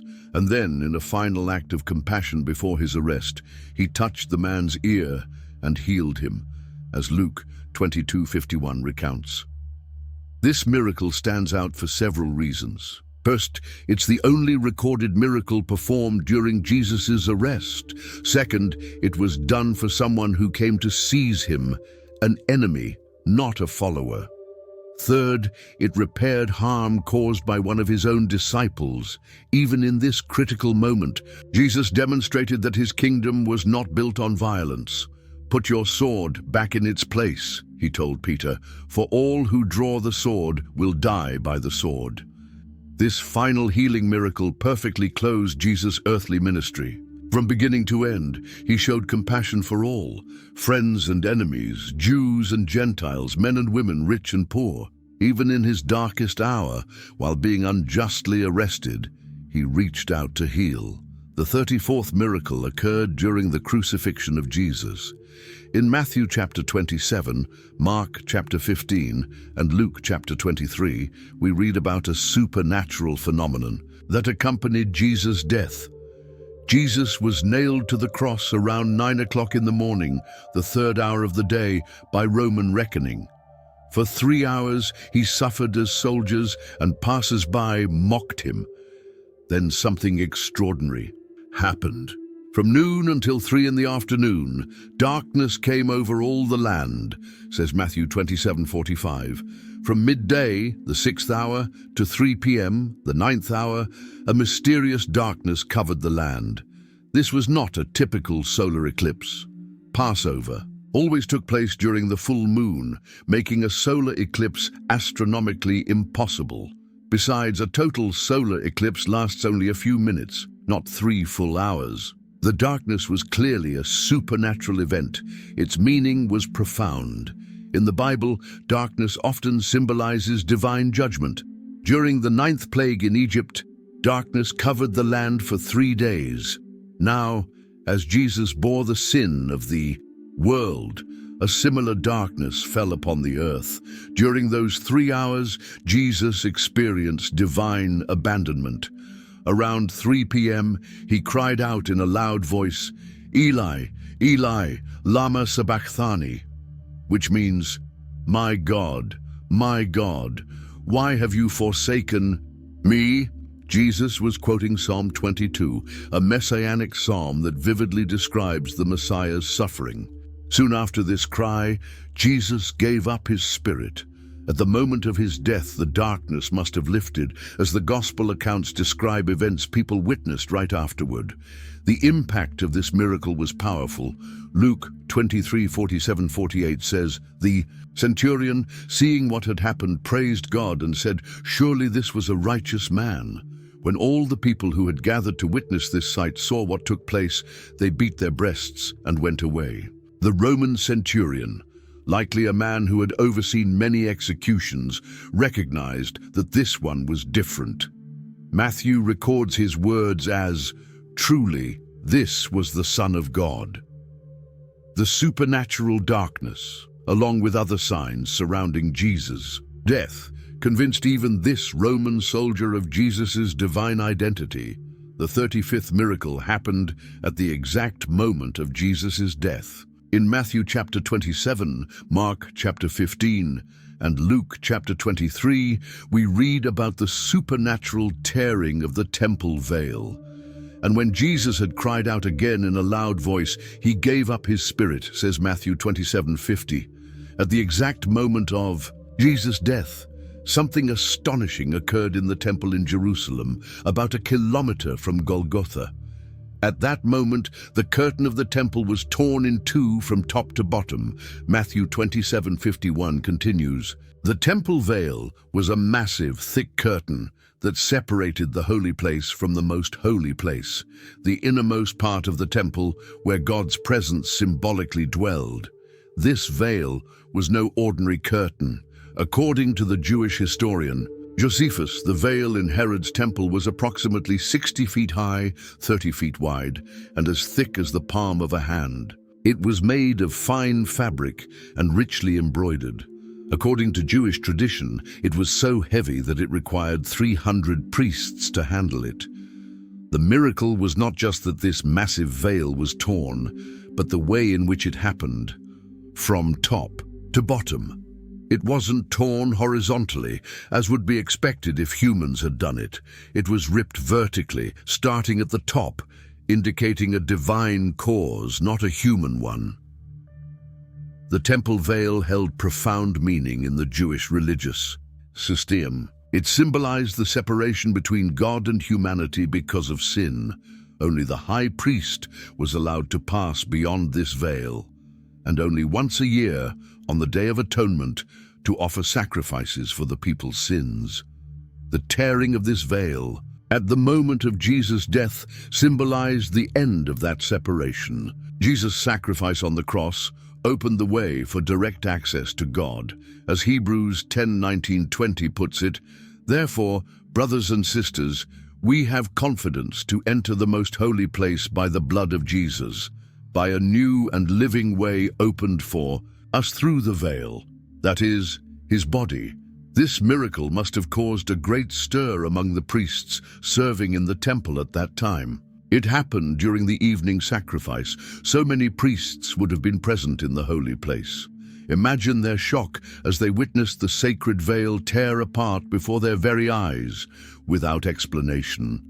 The 36th miracle also occurred at the moment of Jesus' death. In Matthew chapter 27, verses 51-53, we find a striking account of supernatural events. Matthew tells us that at the moment of Jesus' death, in addition to the temple veil being torn, the earth shook, the rock split, and the tombs broke open. A powerful earthquake rocked Jerusalem, strong enough to split solid rock. Earthquakes aren't uncommon in the region of Israel, which lies on an active geological fault line. But the timing of this particular quake, coinciding precisely with Jesus' death, clearly suggests this was no ordinary natural event. It was a divine response, the earth itself reacting to the death of its creator. But what happened next was even more extraordinary. Matthew continues, "The bodies of many holy people who had died were raised to life. They came out of the tombs after Jesus' resurrection and went into the holy city and appeared to many people." This is one of the most intriguing accounts in the entire Bible. People who had died, described as holy, likely meaning faithful followers of God, were raised back to life. Their tombs were opened by the earthquake, but notice they didn't emerge immediately. Matthew specifies that they came out after Jesus' resurrection, suggesting they remained in their graves for about 3 days. After Jesus rose on Sunday morning, these resurrected saints entered Jerusalem, the holy city, and appeared to many. Matthew doesn't tell us who they were, how many there were, or what happened to them afterward. Were they Old Testament figures, recently deceased believers? We don't know. We also don't know whether they received glorified resurrection bodies like Jesus, or if they were temporarily brought back to life, as Lazarus was, only to die again later. Scripture doesn't give those details. What we do know is that this extraordinary event served as a powerful testimony in Jerusalem. Imagine the impact of deceased relatives and friends suddenly reappearing to testify about Jesus' death and resurrection. This miracle, along with the other signs surrounding the crucifixion, convinced many that Jesus was not an ordinary criminal, but truly the Son of God. It's significant that this miracle connected Jesus' death to the resurrection of faithful believers. It was a visible sign of what Jesus' death accomplished, victory over the grave for all who believe in him. As Paul would later write, Christ has indeed been raised from the dead, the first fruits of those who have fallen asleep. The resurrection of these saints was a glimpse of the final resurrection that all believers will experience when Christ returns. It was a powerful preview of Jesus' promise, "I am the resurrection and the life. The one who believes in me will live even though they die." The 37th miracle is the most important of all, the resurrection of Jesus from the dead. This event, recorded in all four Gospels, is the cornerstone of the Christian faith and the ultimate validation of everything Jesus taught and did. After his crucifixion on Friday, Jesus' body was quickly laid in a new tomb belonging to Joseph of Arimathea. A large stone was rolled in front of the entrance, and guards were stationed there by order of Pontius Pilate at the request of the Jewish leaders who feared that Jesus' disciples might try to steal the body. Very early on the first day of the week, just after sunrise, the women went to the tomb, says Mark 16:2. These women, including Mary Magdalene, Mary the mother of James, and Salome, were bringing spices to finish the embalming process, which had been rushed on Friday. On the way, they wondered, "Who will roll the stone away from the entrance of the tomb for us?" The stone was large and heavy, far beyond their strength. But when they arrived, they were surprised. When they looked up, they saw that the stone, which was very large, had been rolled away. Matthew 28:2-4 explains what had happened. There was a violent earthquake, for an angel of the Lord came down from heaven and, going to the tomb, rolled back the stone and sat on it. His appearance was like lightning, and his clothes were white as snow. The guards were so afraid of him that they shook and became like dead men. When the women entered the tomb, they did not find Jesus' body. Instead, they saw a young man dressed in a white robe sitting on the right side, an angel. He told them, "Do not be afraid. You are looking for Jesus the Nazarene who was crucified. He has risen. He is not here. See the place where they laid him." The angel then instructed the women to go and tell the disciples and Peter that Jesus had risen and would meet them in Galilee. The women left trembling and bewildered, but also filled with great joy. What followed was a series of appearances by the risen Jesus, beginning with Mary Magdalene. John 20:11-18 describes how Mary was weeping outside the tomb when Jesus appeared to her. At first, she didn't recognize him, thinking he was the gardener. But when he said her name, Mary, she immediately recognized his voice and exclaimed, "Rabboni," which means teacher. Later that same day, Jesus appeared to two disciples on the road to Emmaus, Luke 24:13-35, and then to the disciples gathered in Jerusalem, except for Thomas, John 20:19-23. A week later, he appeared again, this time with Thomas present, John 20:24-29. Paul summarizes the post-resurrection appearances in 1 Corinthians 15:3-8. Christ died for our sins according to the Scriptures, was buried, and rose again. On the third day according to the Scriptures, he appeared to Peter, then to the 12. After that, he appeared to more than 500 brothers at once, most of whom are still living, though some have fallen asleep. Then he appeared to James, then to all the apostles, and last of all, he appeared to me also. The resurrection was not like the resuscitation of Lazarus. Jesus didn't simply return to natural life, only to die again later. He rose with a glorified body, a real physical body, but transformed. He could eat and drink, and people could touch him, Luke 24:36-43. But he could also appear and disappear at will and pass through locked doors, John 20:19. The 38th and final miracle recorded in the Gospels happened after Jesus' resurrection. In John 21:1-14, we read about a special encounter between Jesus and 7 of his disciples by the Sea of Galilee. Afterward, Jesus appeared again to his disciples by the Sea of Tiberias, says John 21:1. Tiberias was another name for the Sea of Galilee. Present were Simon Peter, Thomas, Nathanael, the sons of Zebedee, James and John, and 2 other disciples. Peter decided to go back to fishing, his old profession. "I'm going out to fish," he said. The others joined him. "We'll go with you." They went out in the boat, but that night they caught nothing. They had fished all night, the best time to fish in that lake, and caught absolutely nothing. At dawn, Jesus stood on the shore, but the disciples didn't recognize him. The distance, the early morning light, and possibly even a divine purpose kept them from identifying him right away. Jesus called out, "Children, do you have anything to eat?" "No," they answered. Then he gave them a simple instruction. "Cast the net on the right side of the boat and you'll find some."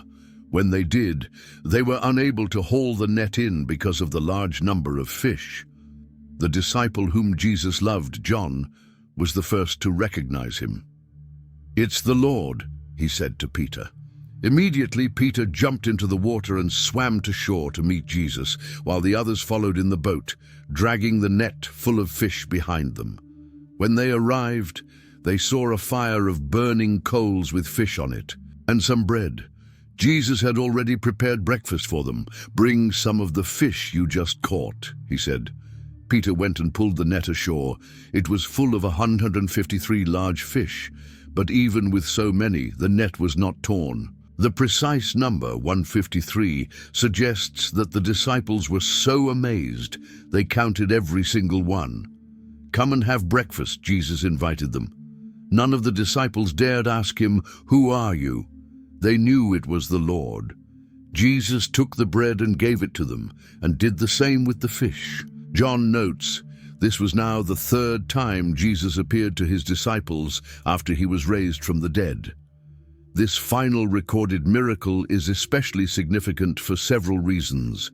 First, it echoes the earlier miraculous catch, Luke 5, when Jesus first called these same fishermen to become fishers of men.